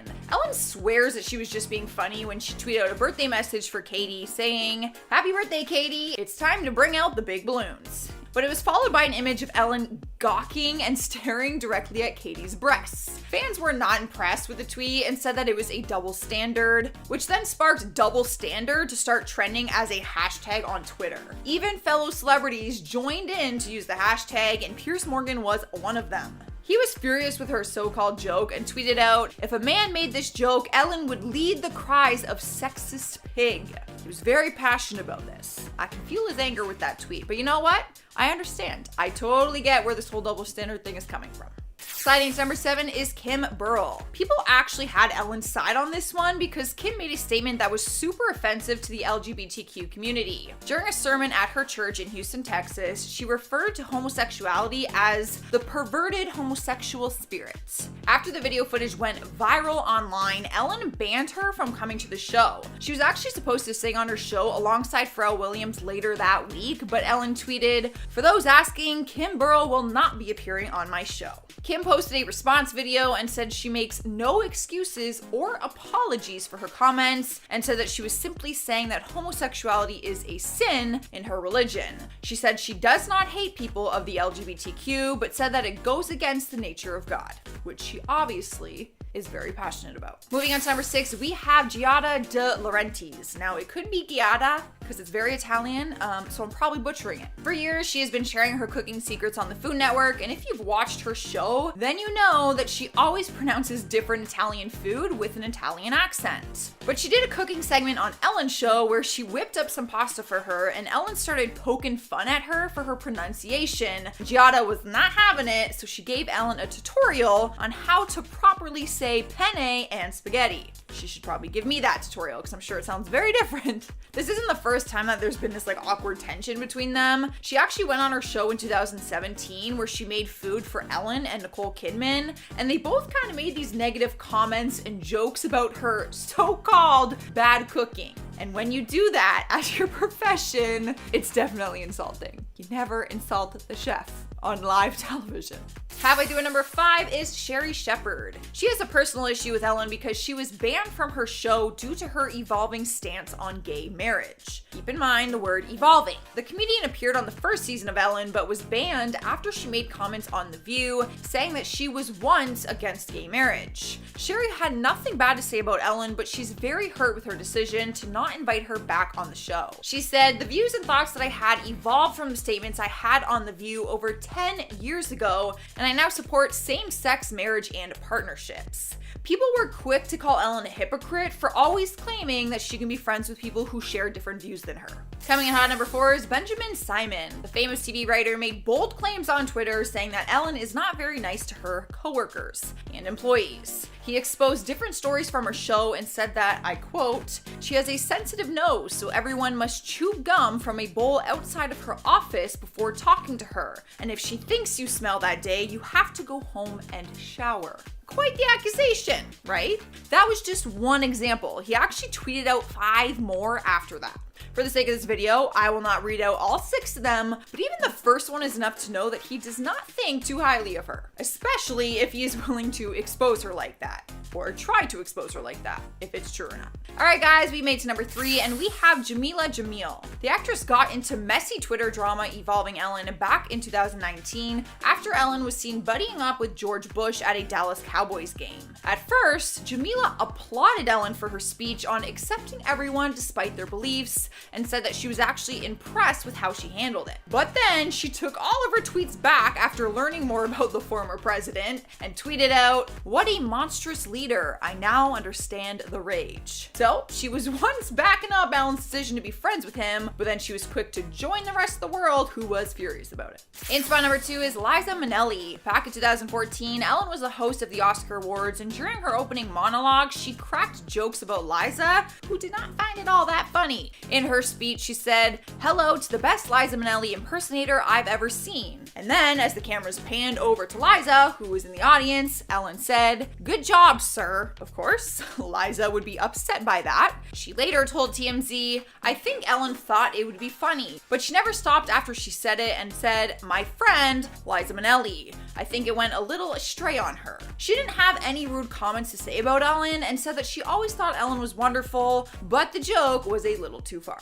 That is how you ruin friendships, Ellen. Winning first place on our list is Eric Trump. I thought that putting Donald Trump at number 1 would be too obvious because it is no secret that Ellen despises him and that they've been very open about their feelings towards each other. They're not friends. Turns out though, like father like son, Eric Trump doesn't like her either. Back in 2018, he made a very unusual claim on Twitter. He shared a screenshot of his Twitter follow suggestions, which read Hillary Clinton, Barack Obama, and Ellen. He hashtagged it #DeepState, which refers to this conspiracy theory that there's a secret group of people who coordinate efforts to try and delegitimize the Trump administration. Ellen banned him from coming to her show, not that he would be invited, and did what she does best in response to all of it. She made jokes about it. At number 10, Bill Maher. I'm sure we are all familiar with how outspoken Bill Maher is. He said some things in the past that people have no doubt taken offense to, but after one comment that he made, it seems as though he's made an enemy with James Corden, and now they just don't like each other. Back in 2019, Bill made some offensive comments about weight,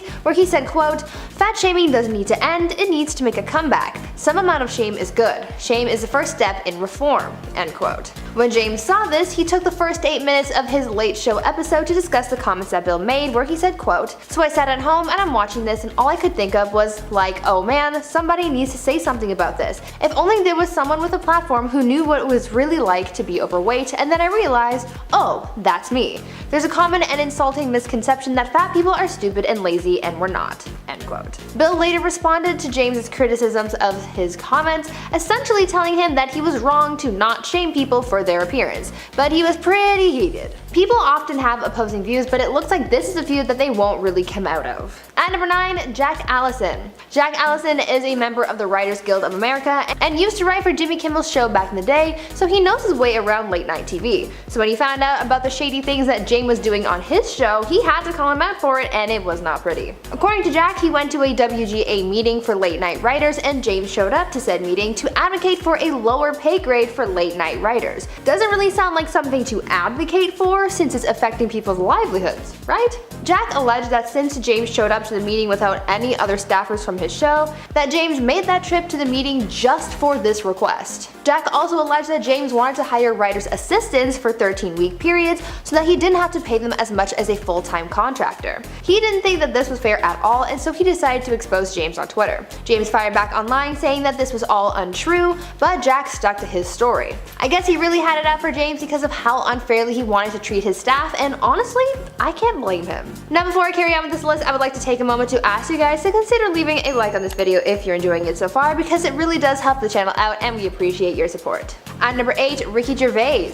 It's a common thing for comedians to take jabs at other comedians. It's really just part of the culture of comedy, but I feel like when it comes to Ricky Gervais and James Corden, the jabs that he makes aren't just for laughs, but there's actual hate fueling them as well. Even though they both rose to fame in similar ways, both getting their start on British television, then making their way into movies and hosting, Ricky still seems to have a distaste for James, and he makes that apparent at every moment he can by making jokes about the late night TV host. This first started back in 2009 when James portrayed Ricky on his show. I guess Ricky wasn't a fan of the way that he was played on TV because since then, he's been a little hostile towards James. One source commented on Ricky's feelings towards James when they said, quote, "Ricky is now somewhat obsessed, attacking James when his jokes fall flat and poking fun of his size," end quote. In recent years, Ricky has also made a few jabs at Corden's jokes about Harvey Weinstein as well as James's role in the movie Cats. At number 7, Ricky Whittle. Actor Ricky Whittle, best known for his roles on The 100 and American Gods, isn't a fan of James Corden after he called the late night host out for comments that he made about a show that the two of them had once starred in. Ricky used to be on a British soap opera called Hollyoaks, and back in 2000, James was a guest star on one of the episodes. Years later, when asked about his time on the show, James had nothing positive to say about it. He told sources about his experience on the show saying, quote, "I'd actually rather die than go back. It's effing awful. It just breeds all these people walking around in this chicken in a basket fame, talking about going to LA, you know?" End quote. Ricky did not appreciate the shade that James threw at the show that gave them both their start, and so he clapped back at James where he said, quote, "It's very childish that he's slating the place where he came from, the place that made him. Good luck to him, I hope he doesn't bump into us on a night out," end quote. I think it's safe to say that Ricky is not a fan at all. At number 6, Artie Lang. Comedian Artie Lang seems to have a lot to say about a handful of Hollywood stars, especially those who have been associated with Howard Stern. Artie and Howard once worked together when he served as something of a sidekick to Stern on the Howard Stern Show back in 2001 to 2009, but he was forced to leave the show due to his substance abuse issues. It seems like the comedian carried that grudge with him for a long time because he really doesn't have anything nice to say about Howard or anyone else that he's worked with. For example, James Corden. Back in 2016, during Artie's podcast called Artie Quitter, the comedian started ripping on Stern, saying that he doesn't like how his comedy has changed from being more brash and abrasive to being more celebrity friendly, but then somehow he got into ripping on James Corden as well, since he was a guest on Howard's show not too long before this episode of Artie's podcast. The comedian started making comments about James, saying, quote, "When James Corden opens his fat effing mouth to do karaoke in a car, something that wouldn't be effing funny to the secretaries at an accounting firm, and gets an Emmy for it, I'm allowed to say that he sucks," end quote. Those were some harsh words for someone who I don't think has ever been personally associated with, so I guess this is just him projecting his anger onto James, but the bottom line here is that he's certainly not a fan. At number 5, Liam Gallagher. I think that the one thing that James Corden is best known for is his carpool karaoke segment on his late night show. Over the series of episodes he's done, he's sung with everyone from One Direction to Adele to Migos and more. But even though the show reaches out to many artists, some of them have refused to participate in the segment, like Liam Gallagher, for example. Liam is the former singer for the band Oasis, and he told GQ magazine back in 2017 about how he was invited to film an episode of Carpool Karaoke with James Corden, and he flat out refused. Going more in depth into why he refused, Liam said, quote, "No thank you very much, no effing chance, mate. With that fat bloke from Kevin and Perry, James Corden is a knobhead," end quote. Clearly he doesn't like James very much, but no one really knows why. Maybe it's personal, or maybe he just doesn't like James's vibes or something. Either way, Carpool Karaoke with Oasis is never gonna happen. At number 4, Asia Argento and Rose McGowan. Sometimes it seems as though James Corden has trouble reading the room.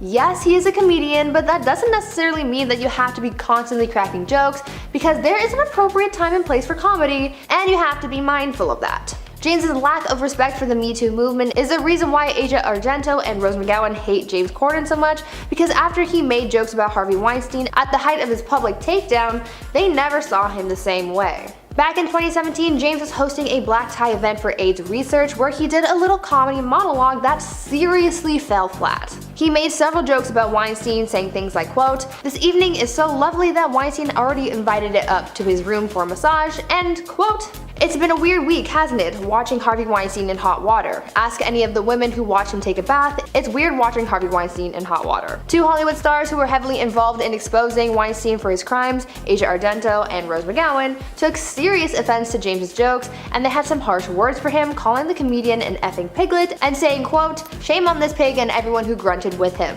end quote. There are just some things that you shouldn't joke about, and the situation with Weinstein was certainly one of those things.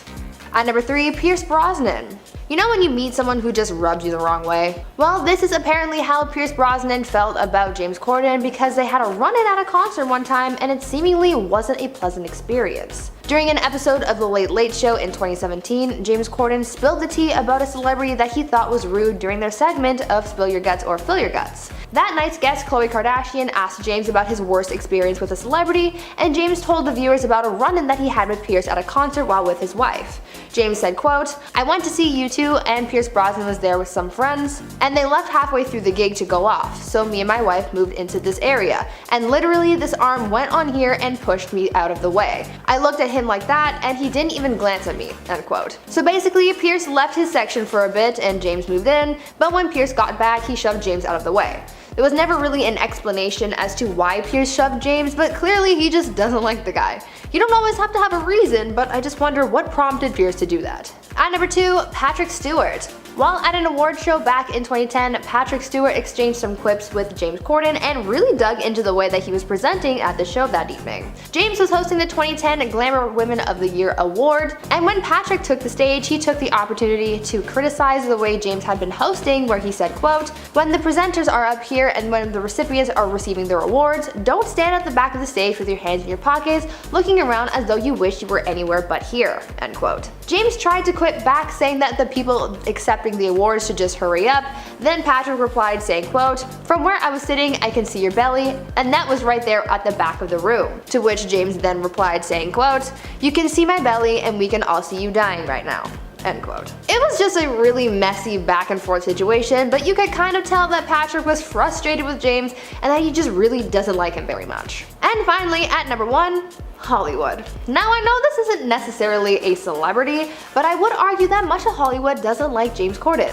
Though yes, he's getting booked for a lot of roles these days, a lot of movie critics have some harsh words for the comedian. One of the most recent negative criticisms that James received from a number of sources came from his performance in the movie Prom. A lot of people didn't like his portrayal of the character, and many took offense because of the way the character was played, because James seemed to have laid into a lot of gay stereotypes while in character. On top of that, James has been criticized for other roles like his character in the movie Cats, and even his hosting of the Friends reunion.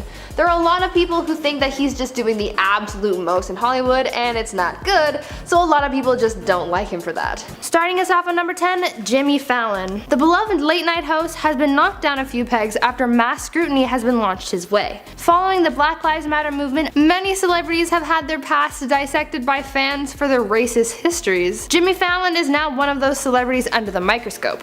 After a clip from a sketch back in 2000 resurfaced, Jimmy was heavily scrutinized for his participation in performing in blackface. In the skit, Jimmy was supposed to be impersonating actor Chris Rock. Haven't we learned by now that blackface is bad?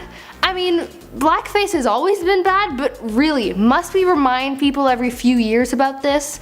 Also, why was it even necessary to put on blackface to impersonate Chris? He's more than just a skin color, people. Needless to say, a lot of people are upset with Jimmy for this, and even had the hashtag JimmyFallonIsOverParty trending on Twitter when the news broke. Jimmy has since apologized for his actions, but many say that they will never see the host the same way again. In at number 9, Vanessa Hudgens. Vanessa Hudgens is next up on our list of the most hated celebrities of the year because of her comments made about the current global health crisis. Back in March, when this whole crisis sort of began, Vanessa took to her Instagram live and spoke out about her thoughts of the situation. Vanessa went on to say, "Even if everybody gets it, like, yeah, people are gonna die, which is terrible, but inevitable?" Fans were seriously not happy with her remarks and decided to cancel her for it. I mean, I don't blame them. Sure, back when it was the beginning of all this madness, we didn't know how long things were gonna last, but come on, this isn't a situation to make light of. I know we were all bored of being stuck at home and we were struggling with the uncertainty of it all, but still, it's not a very nice thing to say. Vanessa later went back to social media to clear up some things, saying, "I don't take the situation lightly by any means." She apologized for her remarks and has tried to move on from the situation, but it still made her quite a bit of a public enemy for a while. Cruising through at number 8, we have Elon Musk. We've seen a lot of controversy come out about Elon this year. From naming his kid after a barcode to his views on the global health crisis, Elon hasn't been in everyone's good books this year. The SpaceX founder has been scrutinized on Twitter all year, and it seems that no one's really buying into his crap anymore. Even partner Grimes had to call him out on his tweets. Most recently, Grimes had to make Elon come to his senses after tweeting about his views on pronouns. Grimes, who is a big advocate for transgender and non-binary rights, had issued a response to Elon's tweet after saying that pronouns suck, by replying with saying, "I love you, but please turn off your phone. I cannot support hate. Please stop this. I know this isn't your heart." Fans were not happy about the remarks made by Elon, but that's nothing new. Elon has also vocalized his support of rapper Kanye West as he tried running for president, and has even made light of the current health crisis by tweeting "Free America Now" in an effort to get people back to work. My conclusion with Elon here is that he needs to take a break from the internet for a while. He's been ruffling people's feathers a lot this year, so I think it'll do everyone some good to see him stop tweeting for a while. Over here at number 7, we have Lea Michele. Back in June, actress Lea Michele saw her career take a nosedive after co-worker Samantha Ware spoke out about her time on set with Lea, calling it a living hell. The dam holding her career together bust wide open, and a whole slew of allegations against Lea began to surface. Lea had posted a tweet regarding George Floyd saying that the racism must end.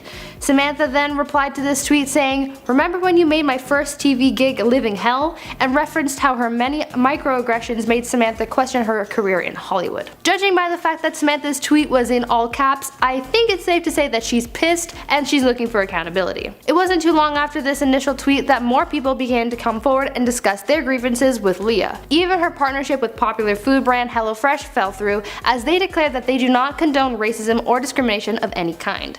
To make matters worse for the actress, the apology that she issued wasn't really much of an apology, as she stated that she didn't remember the behavior that she was being accused of, but she had clearly acted in ways which hurt other people. Now, with her accusations and sorry excuse for an apology, no one's really out here trying to forgive Leah, and I personally believe that it'll be a while before we see anyone budge on that. Why can't we all just be nice to people? At number 6, Hartley Sawyer. Flash actor Hartley Sawyer, known for his role as the elongated man, is in some deep trouble with fans.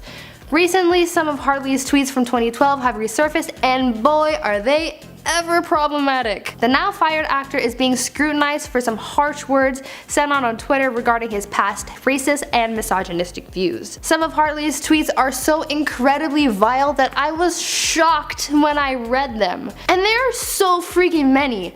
Normally when a celebrity is called out for past tweets, it's usually just a few, but this is way more than just a few. There is like an avalanche worth of horrible things said by Sawyer. Where did this come from? There are so many misogynistic tweets that discuss abuse and calling women animals and beasts that is just so much. If you've ever watched him on The Flash, you know that his character is a pretty sweet dude, so looking at him from this point of view is a serious shock to the system. Halfway through at number 5, Amber Heard. Aquaman actress Amber Heard has been in the news a lot lately, but not at all for anything positive. Amber and ex-husband Johnny Depp have been in an ugly court battle fighting allegations made by the Sun newspaper saying that Johnny had been abusing the actress. For a long time, people actually believed the allegations to be true, but finally, the real truth came out that revealed that the actual abuser was Amber. For years, people had held the allegations of abuse against Johnny, which subsequently hurt his career. But after finding out that the situation was actually the other way around, fans are coming to Johnny's defense. The whole story really opened people's eyes to the stereotypes surrounding abuse. People often forget that although male abusers are more common and more talked about, men actually face domestic violence and abuse by their partners as well. Since the news broke about Amber's abuse against Johnny broke, fans have been demanding accountability be taken, as well as justice. There's even a petition going around requesting that Amber be removed from the upcoming Aquaman sequel. As the court proceedings carried on, we found out more about the alleged abuse that Amber had committed. Things like severing Johnny's fingertip and cases of verbal abuse are all over this case. Fans are feeling sorry that they didn't come to Johnny's defense sooner, and this whole thing is just so heartbreaking. Johnny has been through so much over the past few years, dealing with some serious relationship turmoil, abuse, and even having to deal with the public accusing you of said abuse even though you are actually the victim in this scenario must really suck. Obviously, people are straight pissed with Amber Heard, and for good reason too. In at number 4, Kanye West. Rapper Kanye West has been making a lot of headlines this year, mostly for his bid to run for president. In a very public display, Kanye has been all over social media talking about his presidential campaign, among other things. At his rally in South Carolina, things got pretty heated for the artist as he went into a sort of manic episode and started going on about things completely unrelated to his campaign. Among those odd topics were stories about Kim Kardashian's conception of their first child North, as well as his views on religion and his belief that abolitionist Harriet Tubman actually sold slaves instead of freeing them. Now, in defense of Kanye and everything he's been saying recently, it does seem that he's in a bad place mental health wise, and a lot of people are trying to get him some help, but I can see why a lot of people are upset with him.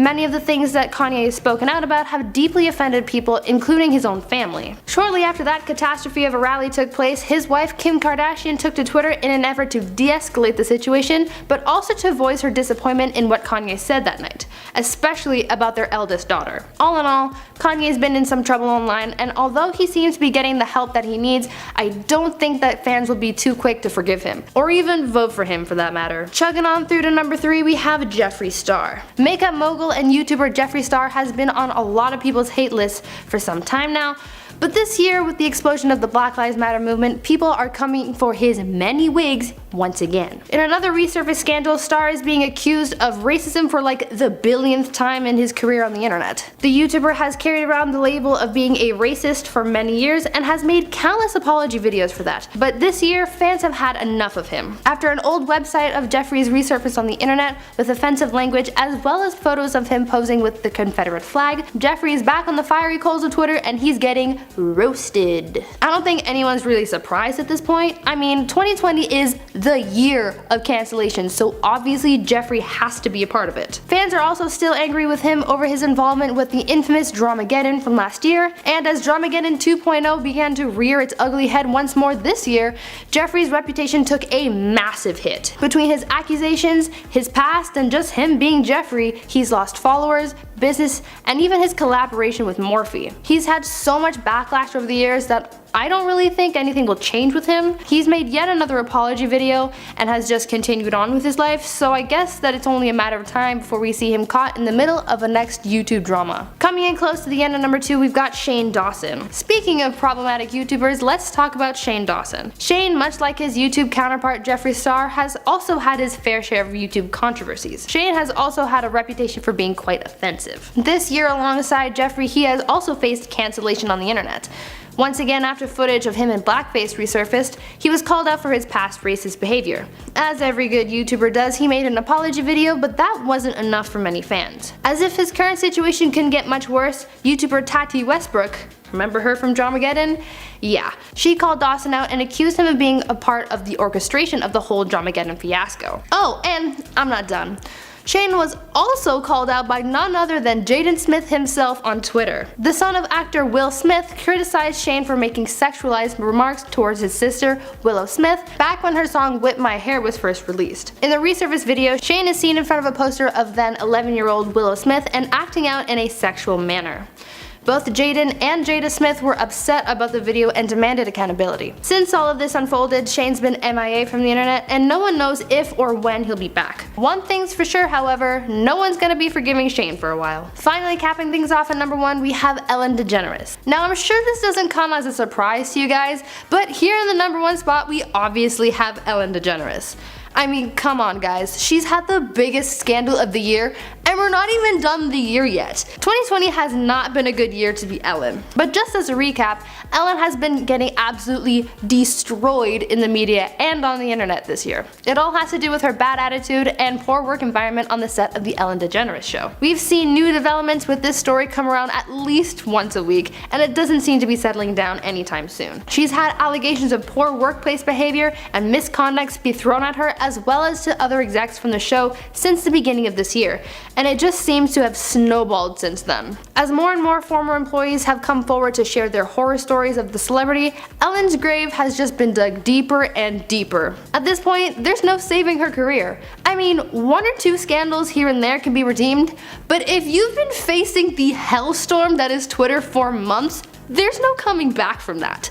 Even when Twitter decided to cancel Genghis Khan for who knows what, even he could come back from that, and he's been dead for 800 years. Ellen, sorry to say, but you might be Hollywood's newest public enemy number 1. At number 10, Karlie Kloss. The Met Gala is all about fashion, and those who attend the event are usually trying to pull off the best look that fits the theme for that year. There have been many extravagant looks and other more simplistic ones, but the overall point here is to try going along with the overall energy of the event. One person actually faced backlash for not really trying hard enough to meet the event standard, and that was Karlie Kloss, who people say ignored the 2019 Met Gala camp theme. Karlie showed up to the event looking a little too simple for the event, wearing a black and gold dress with simple jewelry, natural makeup, and a simple hairstyle. A lot of fans were seriously let down by her outfit that evening, especially after she tweeted about her look, hyping it up and saying, quote, "looking camp right in the eyes." As strange as it might sound, Karlie's fans got pretty upset that she didn't really follow the Met's theme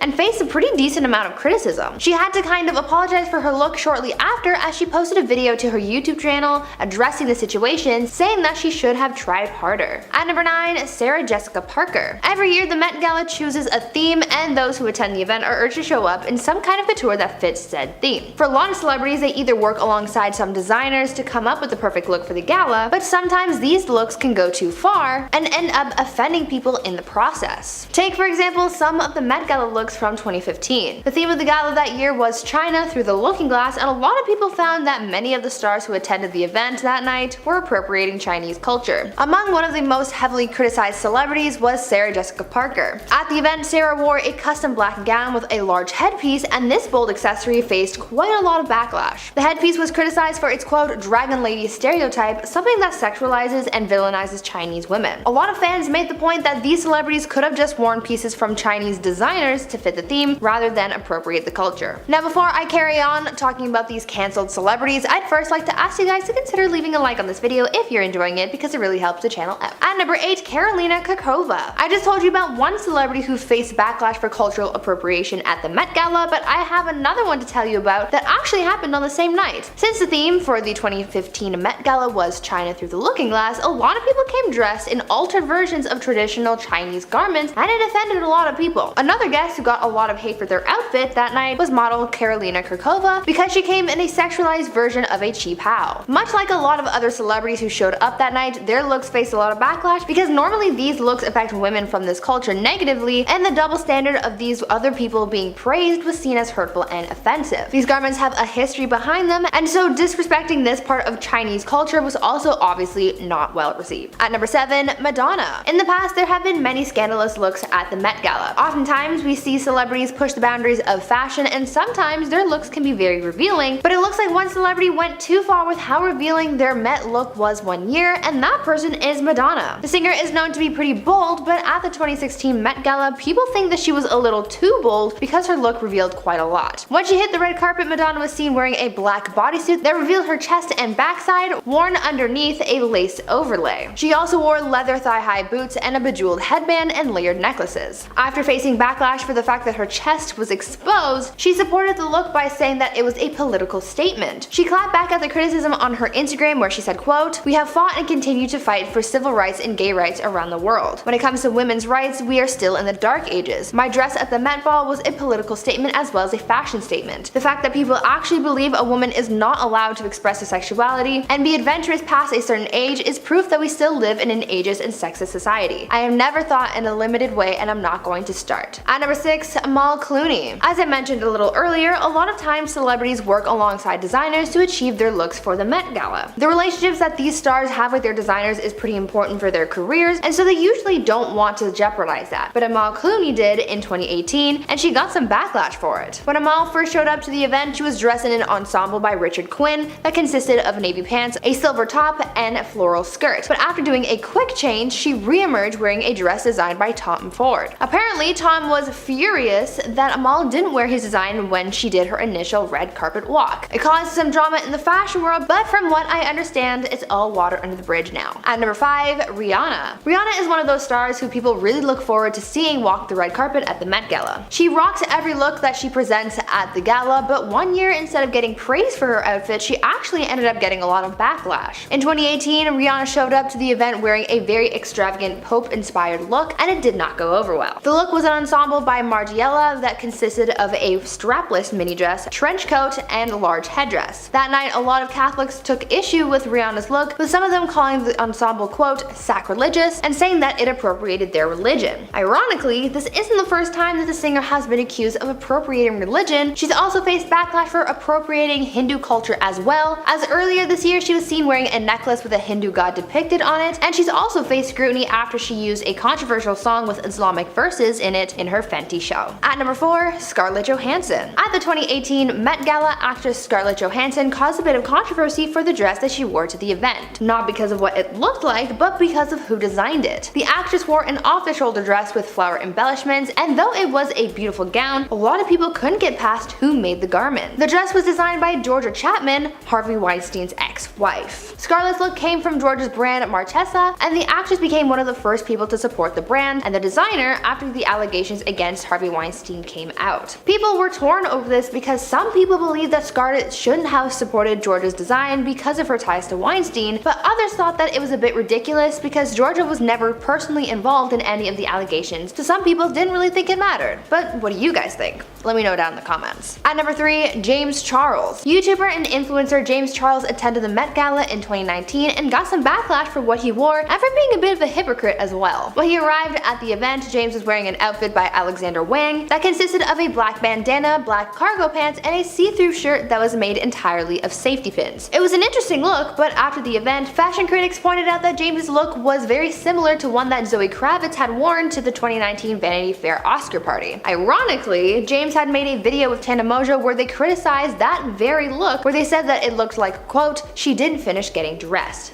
End quote. As expected, James faced backlash for the comments that he made about Zoe's outfit and for also copying the look and being a hypocrite by wearing something so similar to another look that he roasted. At number 2, Kim Kardashian. Kim K is always trying to serve looks at the Met. I mean, this year's look was a little questionable with her all-black Balenciaga ensemble that made her look like a Dementor, but that's besides the point. Every look is subject to criticisms, but the one look that brought Kim the most backlash was her dripping wet look from the Met Gala in 2019. At the event, Kim was seen wearing a Mugler dress that made it look like she had just walked out of water, but she was also wearing a mega corset that cinched her waist so much that she faced backlash for it. Kim is often facing scrutiny for her support of waist trainers, with people saying that it's affecting the way that young people are seeing beauty, so her super cinched look just added to that fire. Fans said that Kim's body looked super unrealistic and it wasn't a good thing to show the public, but she and the designer defended the look, saying that the over-the-top nature of the entire ensemble was just made to fit the event's camp theme. And finally, at number 1, Alexandria Ocasio-Cortez. The most buzz that has come out of the 2021 Met Gala is coming from New York Congresswoman Alexandria Ocasio-Cortez. AOC showed up to the event wearing a white dress that had the words "Tax the Rich" written in red on the back. It was designed to be a political statement about the ongoing debate on whether the wealthiest people should be paying taxes like the rest of us peons, but instead of sparking the conversation about it, people are calling AOC a hypocrite for trying to make this statement at an event that is attended by Hollywood elites who pay 30 grand for a ticket. A lot of people may have takes on this, but what is yours? Do you think that AOC went about this statement all wrong, or was her bold move a good thing? I think that even though it's coming back to bite her, that bold move still accomplished something and it has people talking, so maybe it wasn't all bad. Starting off this countdown at number 10 is no other than Kylie Jenner. It is known that Kylie Jenner takes a lot of pride and effort in her appearance and fashion, especially for any kind of event. But this costume did not hit the mark. In 2015, Kylie dressed up as an apparent Eskimo, or at least that is what she said in her Instagram caption. Not only is the word Eskimo considered a slur that is highly offensive, but many were also upset because Inuit and Alaska Natives are real people, not costumes. So Kylie's fans were not impressed by the costume, and the only publicity she was getting was very negative. After being slammed with all the negativity, Kylie was quick to change her Instagram caption to "Snow Princess" instead. But by the time she changed the caption, the damage was already done and many people were already very upset with her initial costume. You can't just change the caption after you already did the costume. Snow Princess! That's all she could come up with. Moving along at number 9 is Heidi Klum. The former model is known for her eccentric costumes every year and showing up to wow the crowd. And she usually does. I'm usually very impressed with her costumes. But her costume in 2008 was not a hit and more of a miss. This is because the celebrity dressed as Kali, the Hindu goddess of destruction. I hope I said that right. The costume consisted of her whole body being painted blue, a black wig, and a belt made of severed heads and hands. It was quite the sight. Though the celebrity was met with a ton of backlash as it was quite offensive to those who actually practice the religion. After her costume debut, the Hindu American leaders demanded an apology from Heidi with the claim that the goddess in the religion is to be worshipped in sacred temples, not for parties or for a publicity stunt. The former model responded saying that her assistant thought of the costume and that she gave her the okay to wear it. So she basically threw her assistant under the bus. I'm not gonna lie, I'm not sure what's worse, her costume or her response to the criticism, like putting blame. I'm not letting anyone tell me what's okay to wear. You get the final say, Heidi. Moving along to number 8 is Ashley Tisdale. The family-friendly Disney star found her acting success in the High School Musical movies. That being said, she stirred up quite a bit of controversy when she appeared at Vanessa Hudgens' 2016 party in a Day of the Dead inspired look. Let's be clear, Day of the Dead and Halloween are not the same, and the Day of the Dead is a Mexican celebration to honor deceased relatives. Therefore, fans slammed Ashley for her costume being extremely racist and offensive to some people. Her costume got her accused of appropriating Mexican culture and sexualizing their event. Ashley's husband would later go on to defend his wife, but the damage was already done. So his defense didn't work. While it was cute, it didn't work. Swiping through the numbers on this countdown, at number 7 is Paris Hilton. Being in the headlines for Paris was a good thing, usually it is, up until the negativity from her 2010 Halloween costume skyrocketed. Paris found herself at a Halloween party at the Playboy Mansion, dressed up as she stated, a Native American. The costume featured a headdress, feathers, beads, and an animal skin bikini. Many were quick to call her out with the highly offensive costume, but Paris didn't seem to care.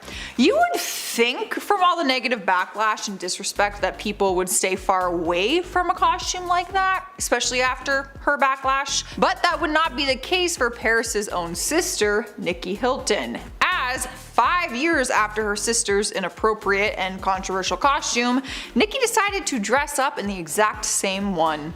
Seems like the Hilton sisters did not learn their lesson the first time around. You can probably assume that this again was met with a lot of backlash in the media when Nikki wore it, especially since her sister already made that mistake in the first place. Moving up the chart at number 6, we have Hilary Duff and her then boyfriend Jason Walsh. During the celebrity's time on Disney, Hilary had to keep a very squeaky clean image, but after transitioning out of her Disney stardom, she was able to make decisions for herself. But this costume decision should not have been worn out in public, as in 2016, the couple costume of choice for them was a pilgrim and a native chief. As soon as the pictures of the two started circling on social media, a lot of people were upset. Not only is the costume offensive in itself, but this was at the time that there were protests against the Dakota Access Pipeline that would go through sacred grounds. So everything that could have been wrong with this costume was wrong. Hilary eventually took to Twitter to apologize though for her couple's costume and said that she was deeply sorry to people that she offended and that she did not properly think it through. So she took accountability and she apologized. So stands for something, right? Up next at number 5, halfway through, we have Kate Hudson. The American actress and author is an award winner and has starred in some of the most romantic rom-coms as of How to Lose a Guy in 10 Days, if you remember that one, and Bride Wars. I love How to Lose a Guy in 10 Days. Random fact, you're gonna be like, what the hell? I based my prom dress off her yellow dress in that movie. Anyways, no one cares. Just thought I'd throw it out there. But Kate shocked many people for her costume in 2014 as Dr. Luke. The distasteful costume featured the singer in scrubs and a name tag that reads, Dr. Luke, Gynecology Department. But the person she was dressing up as was not a doctor. She was imitating Dr. Luke, the music producer that abused Kesha over a period of 10 years. At the time, Luke and Kesha were in the middle of their lawsuit, so the costume was very off-putting to fans and just seemed like an awful decision. The media took this by storm and criticized her costume as it was very inappropriate for the time, and in general. It's possible though that her intentions for the costume were good to try and show her support for Kesha. However, if that was truly her intention, there are just better ways of showing your support. Taking our next spot at number 4, we have the American actor Colton Haynes. The celebrity is known for his outrageous and over-the-top Halloween costumes, but this one was not a fan favorite. For obvious reasons. Back in 2011, the actor wore blackface when dressing up as Kanye West, and he painted his whole body for the costume. The intention of going as Kanye West was not the problem, it was covering his whole body in dark brown paint. You would think Colton would learn from his past mistakes of controversial Halloween costumes, but that would not be the case. The following year, the actor dressed in blackface for a second time and painted his body for a Gandhi costume.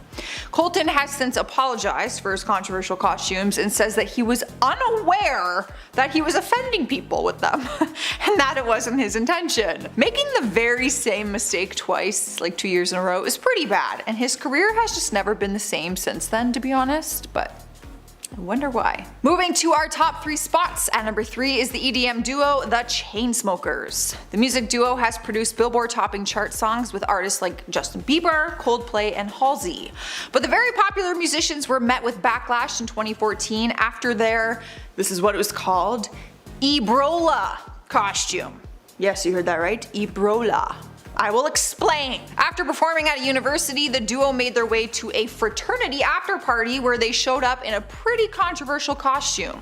The costume mocked the deadly disease Ebola, which at the time was a great epidemic in West Africa that had killed more than 5,000 people by that point. It's easy to say that their costume of a hazmat suit and fake mustaches of imitating health workers was pretty tone deaf during that time. Looking back on this controversy now in 2021, after going through a pandemic for the past 2 years, I don't think this costume would fly with anyone. I'm pretty sure people did stuff though in 2020 regarding the COVID costume thing. Quickly taking over number 2, we have Chris Brown. We all know that Chris is not new to controversial headlines and negative media coverage for good reasoning. But this incident would be one of the worst ones. In 2012, the singer showed up to a party hosted by Rihanna as a member of the Taliban. This costume shocked everyone on social media, especially because before the party, Chris tweeted a photo of himself and his friends dressed up with the caption, "Ain't nobody effing with my clique." Don't get me wrong, it's not totally surprising that Chris would do other offensive things like this. But it doesn't justify the blatant racism that was his costume. Fans of his were outraged, and to make matters worse, in an interview when he was questioned about the costume, instead of apologizing, he remorsefully said, "It's effing Halloween, get over it." Classy man. He's single, isn't he? I'm not surprised. Last but certainly not least, the number 1 spot on this countdown is going to Julianne Hough. This might not come as a surprise because in 2013, when Julianne dressed up in this costume, everyone on social media was talking about it for just how bad it is. People still talk about it. I mean, here I am. The Dancing with the Stars champion went out as the Orange is the New Black character, Crazy Eyes. Her costume was in very bad taste though, and landed her in major controversial headlines as the costume was blackface. Julianne and her friends all appeared to have gone as the cast of the show, but none of them seemed to think that Julianne's portrayal was offensive at the time that they were getting ready. Apparently, even actress Isla Fisher went up to Julianne at a party demanding that she go to the bathroom and wipe the makeup off her face. The actress who actually played the character on the show even talked about the controversy by saying the whole costume was a very unfortunate situation. After the incident, the backlash from the costume was so intense that Julianne came out with a statement saying that it was never her intention to be disrespectful and that she realizes now that her costume hurt and offended people, and the statement was followed with her apologizing.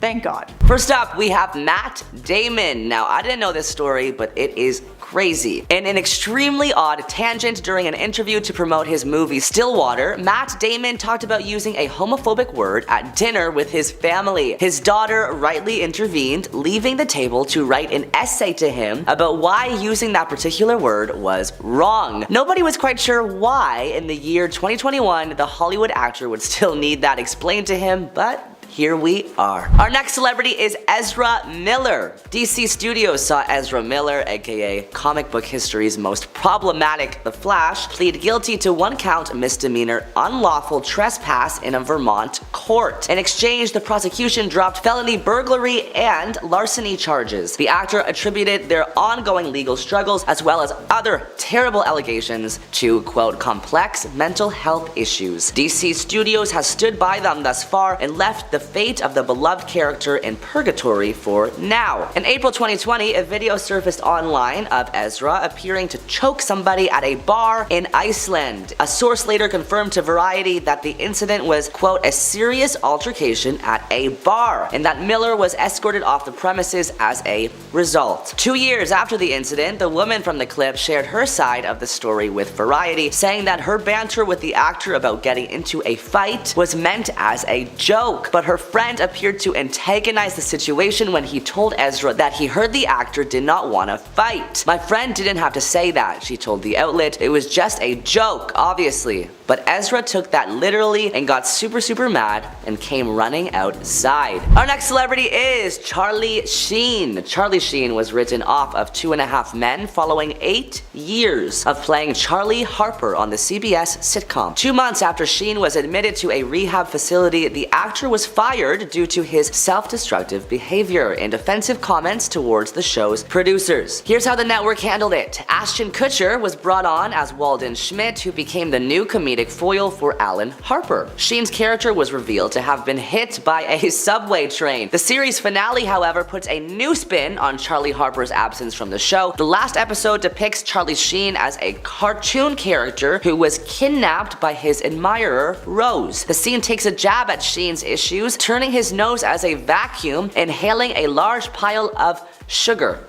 Interesting choice. Next up, we have Kevin Spacey. Kevin Spacey, who is set to play oil tycoon J. Paul Getty in Ridley Scott's 70s set thriller All the Money in the World, was let go from the film. In October, 2 months before All the Money in the World was scheduled to premiere, actor Anthony Rapp went public with accusations that Spacey had done some pretty bad stuff to him when Anthony was 14 years old. More than a dozen other men came forward with similar accusations against Spacey shortly afterwards. Spacey, who seemingly attempted to shield himself from criticism by coming out as gay, faced 3 separate legal cases from the accusations. All of these ended in Spacey's favor, were dismissed, or were dropped. How the studios handled it. To the extent that cancellation is a real thing, Spacey got thoroughly cancelled. He was fired from House of Cards, which proceeded with a 6th and final season without him, and he was fired from a biopic he was tapped to star in. For All the Money in the World, Ridley Scott reshot Spacey's scenes as Getty a month before its release, now with the much more age-appropriate Christopher Plummer in the role. Remarkably, the scenes only took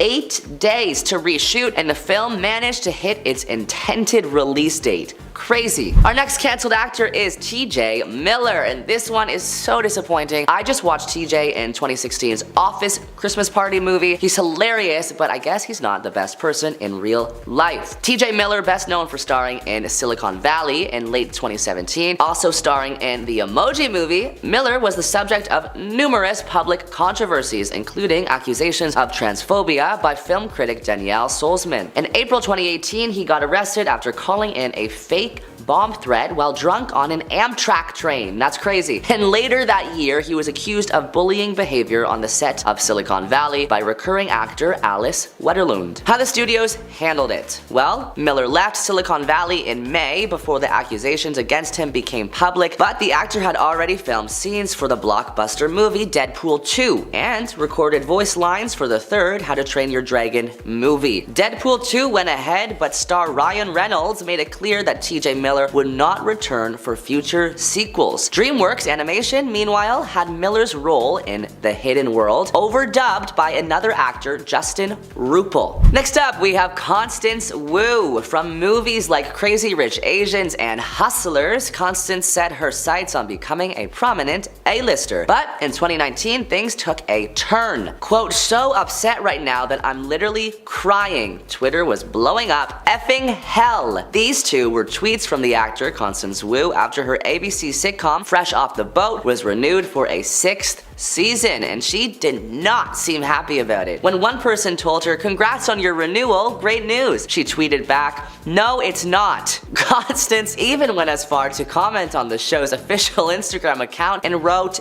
"dislike" on the post announcing the show's renewal. This was followed by intense backlash from fans and online commentators. People called her ungrateful for dismissing an opportunity that so many struggling actors would die for. They said her public dissatisfaction was a slap in the face to the cast and crew who worked on the show. They called her a diva. Jimmy Kimmel joked about her and this incident on his own show. Perez Hilton reported she was, quote, "the most hated person on the set of Fresh Off the Boat," and journalist Yashir Ali even wrote in a since deleted tweet, quote, "Constance Wu's conduct today comes as no surprise to anybody who has worked with her in recent years. She has a reputation for being rude, petty, mean-spirited, and ungrateful." Actor Gemma Chan, who co-starred starred with Wu in Crazy Rich Asians liked his tweet. She later clarified that she accidentally liked the tweet and said, "Anybody looking for drama? Sorry to disappoint." The tweet by Ali continues saying, "I remember going to a gala later that same month hosted by a major Asian American nonprofit with a predominantly Asian American audience, and one famous Asian American comedian on stage made a joke about constant Wu's outbursts. Everybody in the room laughed. An insider on the set of Hustlers said she was a quote big diva and demanded her name be on the top of the call sheet. The movie Hustlers also saw another diva on set, Miss Jennifer Lopez. Last year, a viral TikTok trend where people told their J-Lo horror stories went viral, and some of the stories are actually crazy. One user said, "I served at a restaurant where J-Lo and Ben Affleck were eating. At the end of the meal, Ben put a $100 bill down as a tip for the waitress. As Jennifer was just about to leave, she grabbed the $100 bill and replaced it with $5. Another woman took to TikTok to claim that the Jenny from the Block singer is also rude to her drivers. The TikToker claimed her father once worked for a company that Lopez often hired to provide drivers and said that her dad would refuse to drive J-Lo after hearing stories about her poor temperament. She alleged that J-Lo does not allow the drivers to look at her or talk to her, and that even if the driver looks through a rear view mirror, they could be subjected to a scolding from the diva celebrity. Lastly, she also allegedly has a peculiar rule. They cannot let her luggage touch the ground. Next up, we have Blake Lively. Users on Reddit shared their Blake Lively horror stories, and here is what one user said, quote, "My boyfriend works in the movie studios and concerts where we live and has done small to major movies and met some pretty big movie stars because of it. The worst person he's ever had to deal with was Blake Lively. He said she was the most entitled, snobbiest, and rudest person to ever deal with. She threw tantrums on set and she treated literally every single person like a piece of crap except for the director." The cast of Jersey Shore also had some things to say about Blake Lively. While the cast was taking part in a segment called Revenge of the Shady Duck Phone on Andy Cohen's talk show, they were asked, "Who's the rudest celebrity you've ever interacted with?" While the cast didn't name names at first, Snooki blurted out Joy Behar, while Sammy and Dina said Ryan Reynolds and Blake Lively were really rude to them, though they all had the highest praise for Queen Bee herself, Beyonce. Speaking of Ryan Reynolds, he is also known in Hollywood for being super nice to high-profile celebs, but not really anyone else lower on the totem pole, except for A-list star Salma Hayek. Hayek and Reynolds made an appearance on BBC Radio 1 to talk about their experience working together on the film Hitman's Wife's Bodyguard. During the course of the conversation, the Mexican actor, who's known to have a strong Hispanic accent, revealed how Reynolds gave her a very hard time in one scene in which her character was trying to put on a British accent. Quote, "Reynolds traumatized me. He thought I was terrible with my British accent. I didn't think so. I thought I was a natural Brit, and I said to him, 'Ryan, does it sound good?' He said, 'Just give it up. It's 3 in the morning, I cannot help you with that. Do I look like a miracle worker?'" A user on Reddit also gave their thoughts on Ryan Reynolds, saying, quote, "He was a well-known a-hole on set and to people in general, which is why his career was fizzling out for a while. Hugh Jackman saved him. Apparently he told him that he can't keep going like this or nobody will work with him anymore. He cleaned up his act, but somehow I can't help but feel that the a-hole is still there, under the whole persona he has going in public." At number 10, toxic workplace. Allegations of a toxic work environment was the scandal that really started it all. There had been some buzz surrounding how Ellen treats others, whether that be guests on her show or employees, but things really started to pick up when real people started coming forward about how they were being treated while working at the Ellen Show. A number of former employees came forward to expose Ellen for being a horrible boss. Some people brought up how she would use racial microaggressions and how she would pick on each one of her employees. Actor Benjamin Simon came forward with 6 stories about Ellen that showed the world just how mean she really is and how disrespectful she is to her staff. Benjamin tweeted out about how Ellen reportedly has a quote, "sensitive nose" and requires everyone to chew gum before talking to her, and will also order people to go home and shower if she doesn't like the way you smell. He also added that Ellen would make a point of picking on a different employee every day, and that when she's in a bad mood, she gets staff members to come to her office and forces them to do comedy bits for her to cheer her up by laughing at them. Benjamin also said that if Ellen doesn't like the monologue that someone wrote for her that day, she will throw it on the floor, refusing to do it. These and countless other stories revealed to the public just how toxic things are over at the Ellen Show, and this first scandal marks the beginning of the comedian's downfall.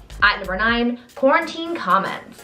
In April last year, when everyone was stuck inside during the world's first COVID lockdown, a lot of people started working from home, including Ellen DeGeneres. The Ellen Show was being broadcast from her home, and on April 6th, during her opening monologue, Ellen made some comments about her quarantine experience that rubbed a lot of people the wrong way. During the episode, Ellen compared her experience of staying in her home to being in jail, saying, quote, "One thing I've learned from being in quarantine is that this is like being in jail. It is what it is. It's mostly because I've been wearing the same clothes for 10 days and everyone here is gay." These comments were not taken very well by the public, and the comedian faced a lot of backlash for comparing her experience of quarantining in her California mansion to living in incarceration, where COVID infections are already incredibly high. Her comments were seen as offensive to those currently living in incarceration because their lives are more greatly at risk because of the infection rates, and a lot of people interpreted her monologue as making fun of those who aren't as privileged to be living in a mansion like she is. At number 8, Hollywood mean streak. After Ellen was exposed for her toxic workplace environment, people started coming forward with their horror stories of the comedian. At first, former employees were jumping on the Ellen is over party trend, but soon some celebrities started commenting on their experiences with Ellen, and a lot of them reminded the public that Ellen's bad attitude isn't anything new. For years, celebrities have known about Ellen's Hollywood mean streak, and some of them have come forward to expose her. Fellow comedian Kathy Griffin has been very outspoken about Ellen's mean streak and even wrote about it in her book,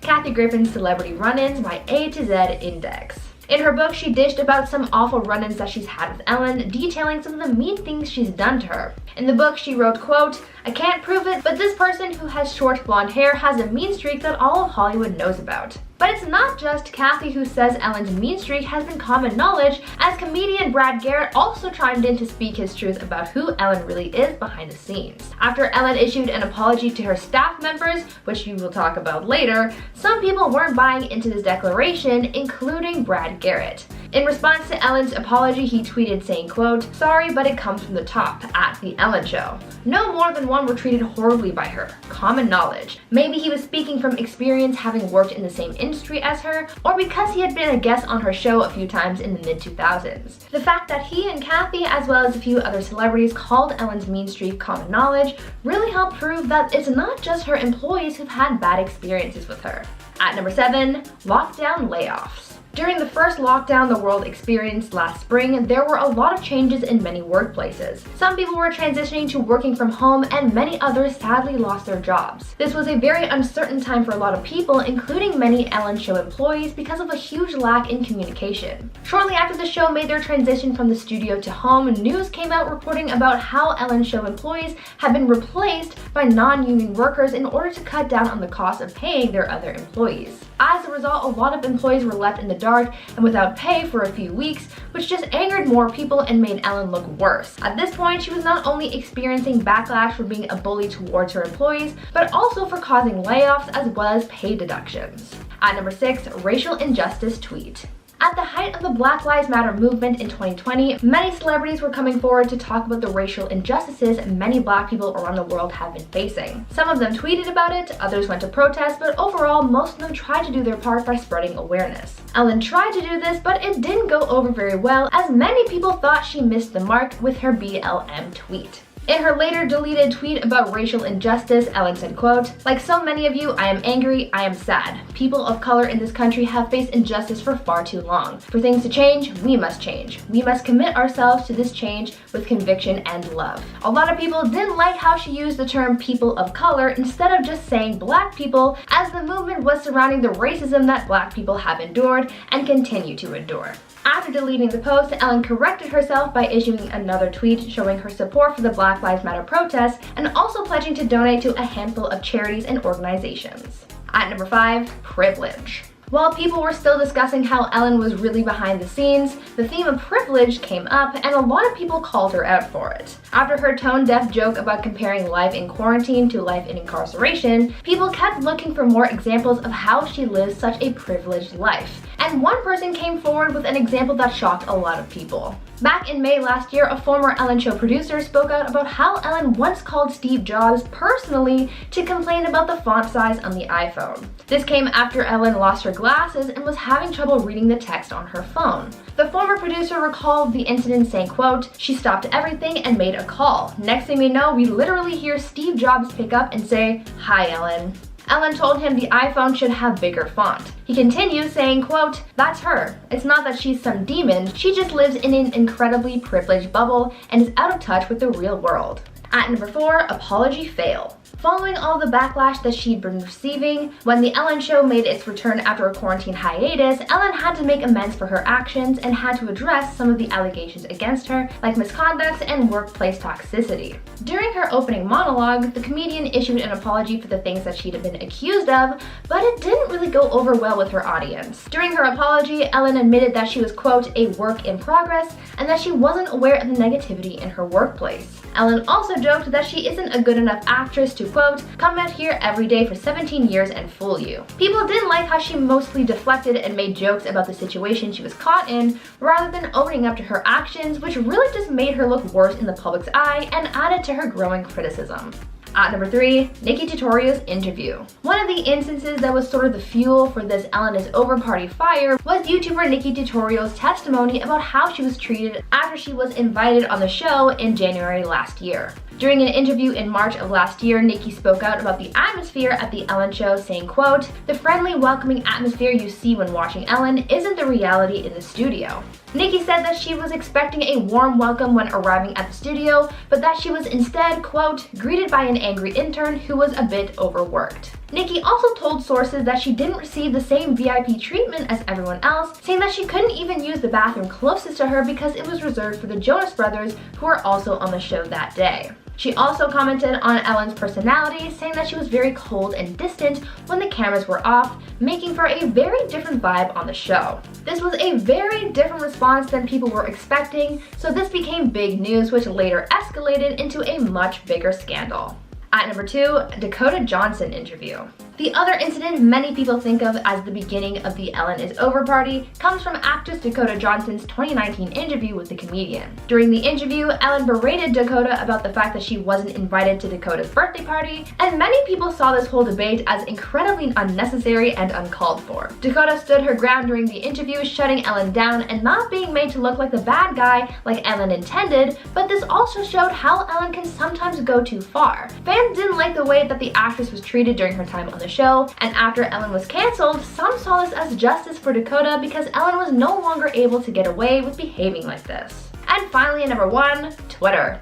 At the height of Ellen's cancellation, podcaster Kevin T. Porter sent out a tweet asking for people to share their horror stories about the comedian, and he said that he would make a $2 donation to a food bank for every insane story he received. Because of this tweet, a lot of people came forward talking about their bad experiences with Ellen, and this really added most of the heat to Ellen's growing fire. It wasn't just former employees and celebrities who came forward either. Fans and other people who have encountered Ellen off camera were also coming forward to recount some of their horrible experiences with her. Because of the amount of people who tweeted in response to this prompt, it caused this scandal to grow bigger and bigger, painting Ellen to look more and more like a villain, as news sources started picking up on the biggest and most outrageous stories to report on. Kevin's tweet received 2,800 replies, along with over 17,000 retweets and over 70,000 likes. This tweet blew up and made the scandal erupt to become even bigger than anyone thought it would, and caused immeasurable damage to Ellen's career. If it wasn't for this massive attention this tweet got, Ellen's career might not have been as damaged as it is now. In at number 10, Joel McHale. Joel McHale garnered a decent-sized fanbase from starring in the show Community and hosting talk shows like The Soup, which was eventually transitioned into The Joel McHale Show. The show was a Netflix comedy web series that started in February of 2018 and featured Joel giving his sharp, absurdist opinion on pop culture and news from across the globe. Each episode would be developed in the week prior so that all of the content included could be topical and relevant. When it came to the cancellation of The Joel McHale Show, it had nothing to do with a controversy or issues working with Joel. Unfortunately, Netflix had ordered 6 additional episodes of the series, which were released simultaneously 2 months later. But just a month after that, they had to cancel the show. When Joel came on SiriusXM with Jim Norton and Sam Roberts, he told them that Netflix pulled the plug because they didn't like his sweaters. He then laughed off that comment and said that Netflix had trained their audience to binge binge watch, and they tried that with his show, but it just didn't work. Ultimately, Netflix canceled the show due to low viewership. In at number 9, Peyton Kennedy. Peyton Kennedy was the star of the show on Netflix called Everything Sucks. This was a comedy drama web series created by Ben York Jones and Michael Mohan that was meant to be a parody of teen culture in the mid-1990s. Ironically, it took place in the real-life town of Boring, Oregon, and unfortunately for the cast and crew, Netflix viewers found the show, well, boring. After just one season, Netflix announced that they would be canceling the show, and I'm only using Peyton's name as the placeholder for the show's cancellation, but luckily Netflix was able to fit her into a different show. Following the cancellation of this new Netflix show, Peyton went on to act in the show Grey's Anatomy as the character Betty Nelson. She only did 12 episodes with the show, but that's still 2 more than the show Everything Sucks. In at number 8, Kathy Bates. Kathy Bates was the star of a Netflix comedy series called Disjointed. It was all about Ruth Feldman, who spent decades advocating for legalized cannabis use. Upon California legalizing it, she starts her own dispensary and begins to navigate the highs and lows of that business. The show ran into some trouble when trying to stream in other countries where recreational marijuana and even medical marijuana is still illegal. The odd thing with Netflix canceling this show altogether was that at the root of its production was the prolific producer Chuck Lorre. Unfortunately, the show ran for 20 episodes before low viewership and bad ratings led to Netflix canceling it altogether. In at number 7, Naomi Watts. Gypsy was a psychological thriller and web series created by Lisa Rubin for Netflix and had Naomi Watts starring as Jean Holloway, a PhD in clinical psychologist based out of NYC. In the show, her character begins to overstep personal and professional boundaries as she begins to develop relationships with people close to her patients. The show had a 10-episode run on Netflix, but according to Rotten Tomatoes, it only received a 38% rating based on 40 reviews. The critics' consensus stated that Gypsy was a ludicrous plot that trudges along as it drags its talented cast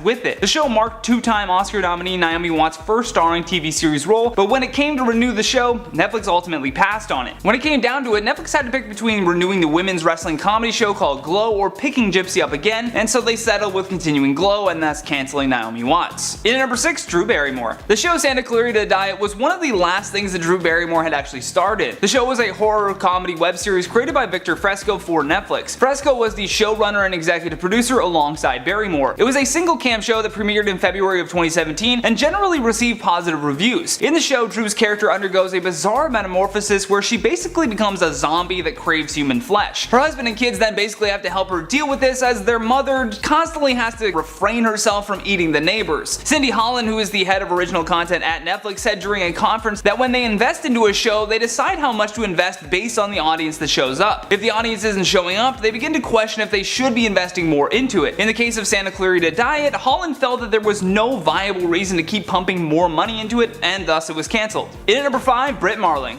The OA debuted in 2016, and it was really because of the hard work that Britt Marling put into it. She first rose to prominence after starring in several films that premiered at the Sundance Festival, but following that she wanted to cast herself into a show that she actually enjoyed. As a result of that desire, she wrote the series and pitched it to Netflix. With the creator of the show also taking on the lead role, it received mass praise from Netflix viewers. As the show continued into its second season though, the effects, like special effects if you will, began to get bigger and bigger. And the beauty of the first season was that it just seemed to be fairly low budget, but the second season proved just how much you can do if Netflix believes in your show. Unfortunately, the viewership though was just not there for the second season, and then on top of that, network executives had decided that the show was just too big of a creative swing to attract new viewers, which is another thing that they have to always be keeping on their mind. Netflix wants people that will binge watch their content, and they want to promote TV shows that will make someone want to subscribe to the platform. Unfortunately, because Britt Marling lacked the star power and still cost them tons of money, the show was cut short. In at number 4, Hassan Minhaj. The Patriot Act with Hassan Minhaj was a comedy talk show that premiered in 2018 and ran until June 28, 2020. The show had won an Emmy, a Peabody Award, and 2 Webby Awards before Netflix canceled the series after 6 seasons. Unfortunately, Netflix realized that despite rave reviews from critics, all of their talk shows were just not doing well. Hence the reason Michelle Wolf and Joel McHale both had their shows canceled as well. In response to finding out the news, Hassan tweeted, "What a run, Patriot Act has come to an end. I got to work with the best writers, producers, researchers, and animators in the game. My 2 babies were born and grew up with the show. Thank you to Netflix and everyone who watched. Now it's time to return those screens to Best Buy." Despite Netflix believing that this was the right move, there were hundreds of comments saying that they were going to cancel their subscriptions, so who knows, maybe we will see the show coming back. Hashtag uncancel Patriot Act. In at number 3, Chris D'Elia.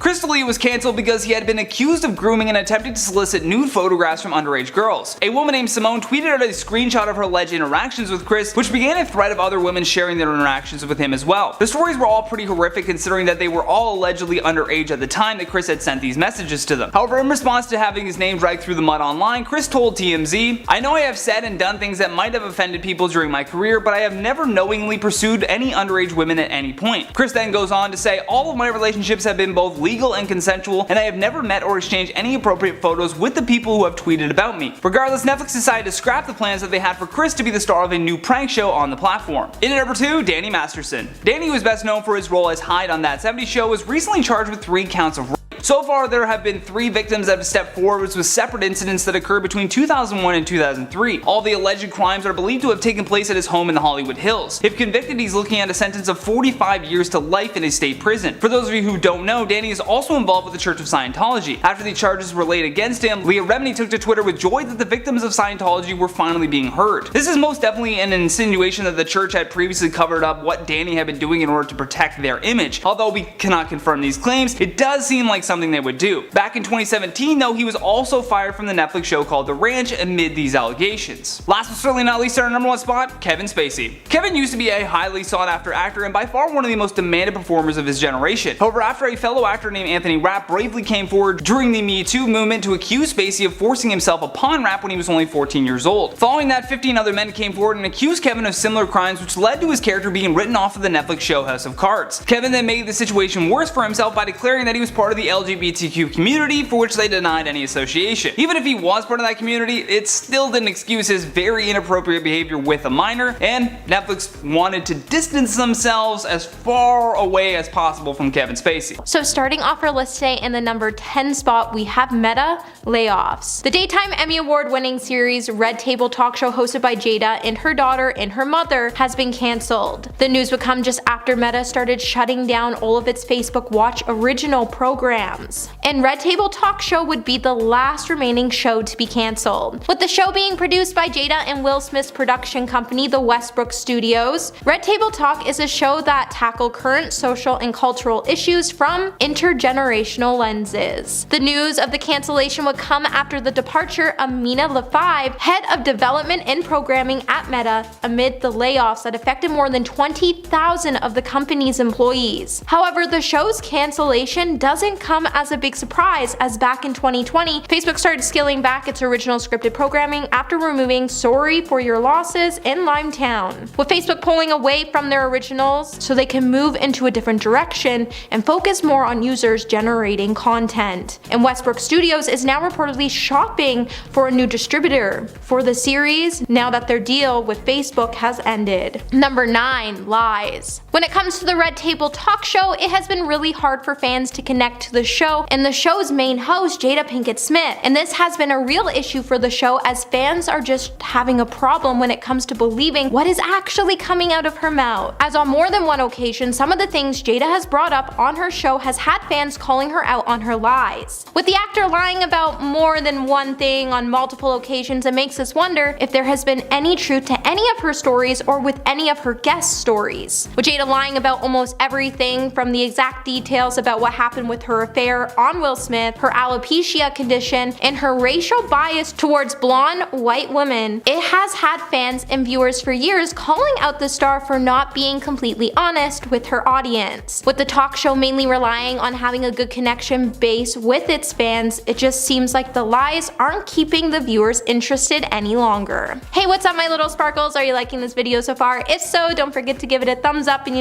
subscribe to the channel so you never have to miss out on what I might just cover next. So coming back to our list, in the number 8 spot, we have moving platforms. With the Red Table Talk being cancelled on Wednesday by Meta, according to The Wrap, the series had completed all of its planned content, but it wasn't invited back to create more as Meta is trying to move in a new direction. With Jada Pinkett Smith's show being the last of the Facebook Watch originals, it has now also fallen to the axe. With the show premiering on May 7, 2018, it has often been responsible responsible for causing shockwaves on the internet, as the Hot Topic episodes and the overall content covered were emotional, controversial, or NSFW topics, all while featuring some pretty big celebrity faces. With some fans being upset that the show has now been cancelled, don't give your hopes up just yet, as it's been said the Red Table Talk Show is reportedly looking for a new home, so we could see the show show up on YouTube, Instagram, or even a television network, as the show's production company Westbrook, which happens to be owned by Jada and Will Smith, is reportedly shopping so they can have the series appear elsewhere, in the hopes that they can continue on air with their platform. Number 7. Embarrassed Will Smith. If there's one thing that's true when it comes to the Red Table Talk Show, it's that Jada has a knack for publicly embarrassing Will Smith on the show, as she has done it multiple times in the past, and it's really hard to tell at this point if the actress is doing it on purpose or not. Jada has used the show not only to discuss her feelings about Tupac, mocking a party Will threw for her, and the entanglement, but she also used the platform, which she hosted with her mother and daughter, to reveal some details about her family and marriage on podcast episodes. In one episode, she would find herself being heavily criticized by the public after she invited Gwyneth Paltrow on the show, so the two could have a conversation about intimacy. In the episode, Jada would start to talk about her and Will's love life, and she wasn't really afraid to bring up some issues they had, specifically about how she used to expect that Will could just read her mind and figure out everything she liked in the bedroom, and that she wasn't satisfied when it came to her relationship with him. It just seems like Facebook and the world is just done seeing Will's name being dragged through the mud, and this may be why Meta is looking to branch out in a different direction and canceled their show. Number 6. August Alsina. With Jada also speaking very candidly when it comes to her marriage with Will Smith, she's also even sparked a meme to come after it on her serious emotional talk show. The meme is a screenshot from an episode in which Will and Jada are both discussing their long-term relationship. They even went on to reveal that they had separated for a short amount of time in 2015, and that during this time is when both entered into a so-called entanglement period with other people. They also touched base on the claims made by August Alsina after he came out to say that he had an affair with Jada. The topic of Will crying then started to become a trending topic on Twitter, with a mixed crowd of users using it as a reaction style meme in a humorous way, with others expressing their outrage at his mental health becoming a joke. Jada personally would then become questioned in the process, as people couldn't believe that she would cheat on her husband with her son Jaden Smith's best friend. People also started to question what kind of mentoring she was giving August that left him feeling like he gave his all to their relationship just to be left feeling like he was destroyed. Number 5. Too much Smith family info. When it comes to the Red Table Talk Show, it just seems like Jada gives us all a little too much information about her family's personal lives. The show has literally become one of the weirdest talk shows we have ever seen, and it's not really weird in a good way. With the show possibly being one of the easiest paychecks anyone could ever get in their life, the family has been known to sit in a circle at their house and choose topics to talk about until they run out of time. And during this time, Jada would also reveal all of her family's dirty laundry, and some conversations became seriously disturbing to watch, like the time she dove into the conversation about the birds and the bees and talked about Willow and Jaden's first time and how she knew everything about it. The whole thing just had us questioning if we were watching an episode of The Kardashians or a talk show. But seriously, there were just so many moments that had us all questioning what was going on, and a lot of times we were even questioning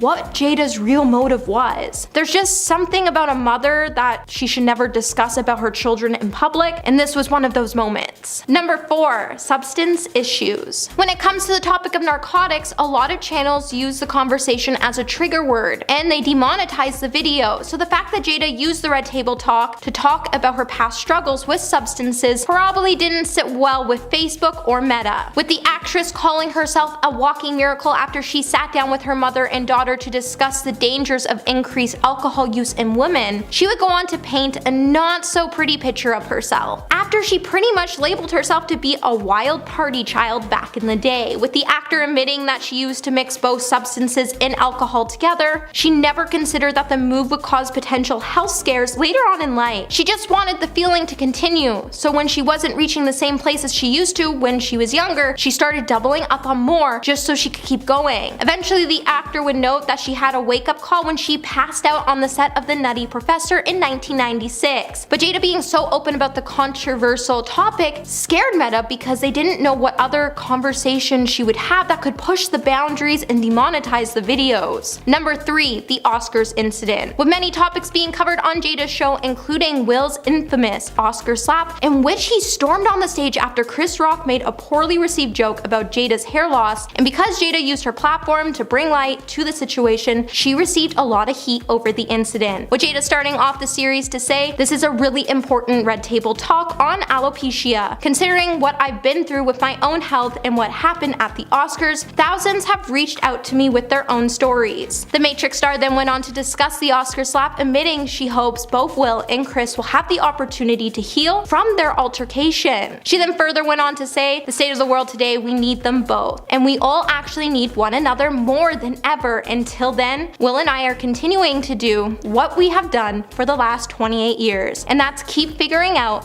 this thing called life together. Thank you for listening." It just seems like there was a time and a place to address this incident, and it really should have been done after Will was finished healing. And the incident shouldn't have been used to bring in more views to the channel. Number 2, views plummet. It seems like canceled celebrities will need to find a new platform for their apology tours, as the Red Table talk show hosted by Jada Pinkett Smith was scrapped by Facebook on Wednesday. With the series being the last Facebook Watch original with a completed final season, it won't be returning to the air. Well, at least not on Facebook. With the show being popular and a staple for many other celebrity social media talk show channels, even though the series started off with some great numbers, over time viewers really started to tune out, and they only started to tune into the show when something big would happen, like Jada talking about her entanglement, or when she decided to bring Jordan Woods onto the channel to talk about her affair with Tristan Thompson, or when she decided to talk about the infamous Oscar slap. With the Red Table talk show hosting some of the most iconic moments in pop culture history, it seems like only some of those moments only brought in a lot of views, as people really weren't interested in the show unless it revealed that more drama was going to be revealed. And over the time, because of this, the show's views just started to plummet. And coming in on our list today at number 1, we have Not Relevant. After having a promising breakout performance as Maureen in the Scream franchise, Jada's career looked like it was heading in the right direction. However, the momentum would stall in 1998 after she nabbed the lead role in the movie Woo, a film Variety described as a graceless, unfunny comedy that brings out the worst in just about everybody involved in it. In the years to follow, Jada would also land a few supporting roles in a few well-received films, but since her role in Scream, her record with critics has been spotty at best. Despite her best efforts, studios haven't really been keen on casting her as a lead lady, and the only really meaty role she's been able to sink into her teeth recently has been on television playing Fish Mooney in Fox's DC crime series Gotham. But even then, she hasn't done really anything impressive on the show, and it shows that Jada Pinkett Smith isn't really relevant anymore, and it could be the reason why Facebook is choosing to cancel her series. Conor McGregor, a name that lit up the world of combat sports like a firework. McGregor was divisive, no question about it, but love him or hate him, his ascent was nothing short of spectacular. The spotlight shone so bright it led him straight to a blockbuster bout with none other than Floyd Mayweather. The buildup was classic, Conor's verbal sparring match where no punches were pulled. But as the bout drew closer, something shifted. The sharp wit that had catapulted McGregor to stardom seemed to dim. When he finally stepped into the ring with Mayweather, it wasn't just a fight, it was the end of an era. Mayweather shattered the invincible image Conor had crafted. The climactic showdown with Khabib was more than a fight, and McGregor returned not to the cheer of charm but to the echoes of animosity. The exhibition was striking, yet it peeled back the layers we hadn't seen before. That night, humiliation was served cold, and the world watched as the notorious icon spiraled into chaos. He got humiliated badly, and everything went wild. Before the era of social media dominated headlines, one female star shone the brightest on the world stage, Whitney Houston. She wasn't just a celebrated singer, she was an icon holding an incredible record for 7 straight #1 hits on the Billboard Top 100. With over 200 million records sold and notching up 28 Guinness World Records, Whitney was, without question, a musical juggernaut. The only other star who could match her level of fame was the legendary Michael Jackson, but from 2000 to 2005, Whitney's life took a tragic turn. Her tumultuous marriage to Bobby Brown, a harrowing struggle with addiction, and the chaos of her reality TV show wreaked havoc on her illustrious career. And despite a valiant attempt to rise again with a world tour in 2009 to 2010, audiences witnessed a starkly different Whitney. The once undeniably flawless voice struggled to reach high notes, the range had dimmed, and numerous performances, including a particularly infamous one in Australia, were marred by delays and vocal issues. Disappointment filled the air as many shows plummeted into disarray, leading to an overwhelming consensus that her comeback tour was unsuccessful.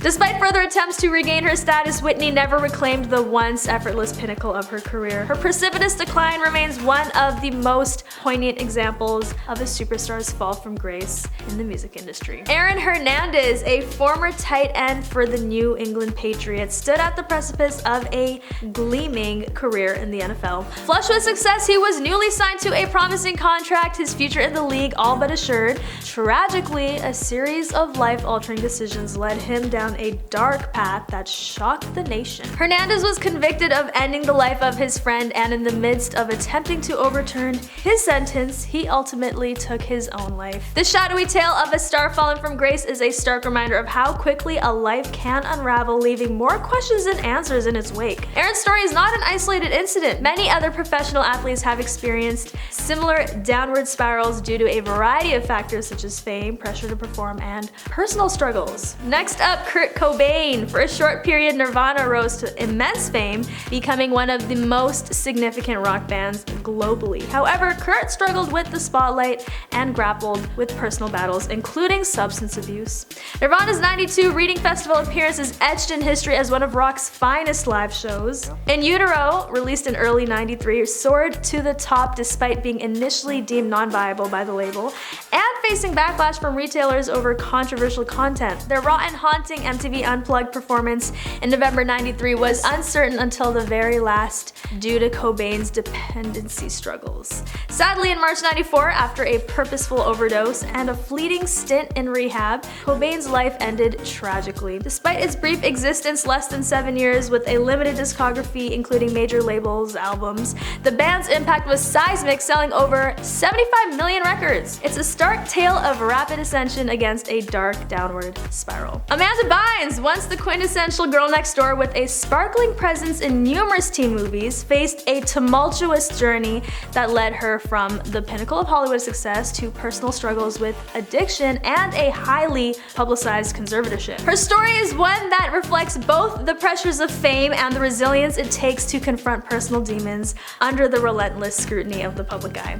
Amanda Bynes rose to stardom at a young age with her breakout role on the sketch comedy show All That, and later starring in her own hit sitcom, The Amanda Show. She quickly became known for her comedic talent and charm, captivating audiences with her infectious energy. Her success only continued to grow as she landed leading roles in popular films such as What a Girl Wants and She's the Man. But as her star continued to rise, so did the pressure and expectations placed upon her. In 2010, Bynes announced her retirement from acting at just 24 years old, citing a desire to pursue fashion design instead. However, that decision was met with skepticism and criticism from the media and fans alike, who viewed it as a sign of her unraveling mental state. Next, we're dissecting the extraordinary fall from grace of a once revered icon, O.J. Simpson. It was a downfall that truly blindsided the public. Once celebrated as an exceptional athlete, O.J. Simpson's transition to a life overshadowed by legal controversies took the world aback. But beyond the spotlight and brand deals, there lay a turbulent story waiting to unravel. This infamous trial shed light on the flaws within the criminal justice system and raised questions about privilege and celebrity status. The O.J. Simpson case opened up discussions about wealth, power, and the influence of public perception on the outcome of a trial. But beyond the legal proceedings and media frenzy, there are also personal tragedies at play in O.J.'s story. From his tumultuous marriage to Nicole Brown Simpson to his strained relationship with his children, we gained a deeper understanding of the impact that fame and success can have on one's personal life. life. Moving on, we delve into the tumultuous narrative of Charlie Sheen's career, a high-profile figure whose descent in Hollywood serves as a cautionary tale. Despite being a top-earning actor on the hit TV show 2.5 Men, Sheen's public persona took a nosedive amid personal turmoil and widely publicized controversy. Throughout his career, Sheen has been known for his charismatic and rebellious attitude, often playing similar characters on screen. However, it was his off-screen behavior that truly caught the attention of the public. In 2011, Sheen's erratic behavior became a topic of concern and speculation after a series of bizarre interviews and outbursts. He notably coined phrases such as winning and tiger blood, which became a viral sensation. As the media frenzy surrounding Sheen's behavior continued, his personal life also came under scrutiny. He had a history of substance and alcohol abuse as well as tumultuous relationships. In 2010, he was arrested for domestic violence against his then wife, Brooke Mueller. While we have all witnessed a multitude of surprising events at award shows over the years, few could have forecasted the incident involving Will Smith and Chris Rock at the Oscars. The altercation not only sent shockwaves throughout Hollywood, but also initiated a cascade of repercussions for Smith's career. The notorious slap seen around the world instantly transformed the public's perception of Will Smith from a beloved actor to a figure of controversy. The ramifications were swift, with projects put on hold and endorsements under threat as the industry grappled with the implications of his actions. The video footage of the incident spread like wildfire on social media and news outlets, leaving many shocked and outraged. The backlash was immediate, with fans expressing their disappointment and disbelief in the actor's behavior. The incident was a stark contrast to Will Smith's image as a family-friendly, charismatic, and well-respected figure in Hollywood. What drives a man who's already in the limelight to yearn for even more? For Jussie Smollett, it seems it wasn't enough to be famous. He aimed to be an icon, a beacon in the fight against racism. His persistent assertion that he's still the victim as he faced his jail sentence paints a picture of someone who truly believes they've transcended fame and become a symbol through their actions. Despite being well-known and successful in his career, Smollett's actions have caused a significant amount of backlash and scrutiny from the public. Many questions arise as to what drove him to allegedly stage a hate crime against himself. Perhaps it was the desire for even more fame and attention, or maybe it was a desperate attempt to elevate himself as a symbol in the fight against racism. Regardless of his motives, Smollett's behavior raises important discussions about privilege, responsibility, and the dangers of seeking validation through victimhood. And last but not least, Britney Spears. Tragically, Britney found herself in a legal tangle that left her at a severe disadvantage, almost akin to being trapped by an antiquated system. For years, she navigated through a court-sanctioned conservatorship that essentially placed her under her father's control, stripping her of autonomy until its very recent termination. The #FreeBritney movement has sparked a conversation about the issue of conservatorships and their implications on an individual's life. While these legal arrangements are meant to protect individuals who are unable to make decisions for themselves due to physical or mental incapacity, they can also be abused and used as a means of control. In the case of Britney, her conservatorship was put in place following a series of public breakdowns and mental health struggles. However, many have argued that she was unfairly placed under the control of her father, who allegedly used the arrangement to not only manage her finances, but also restrict her personal life and career choices.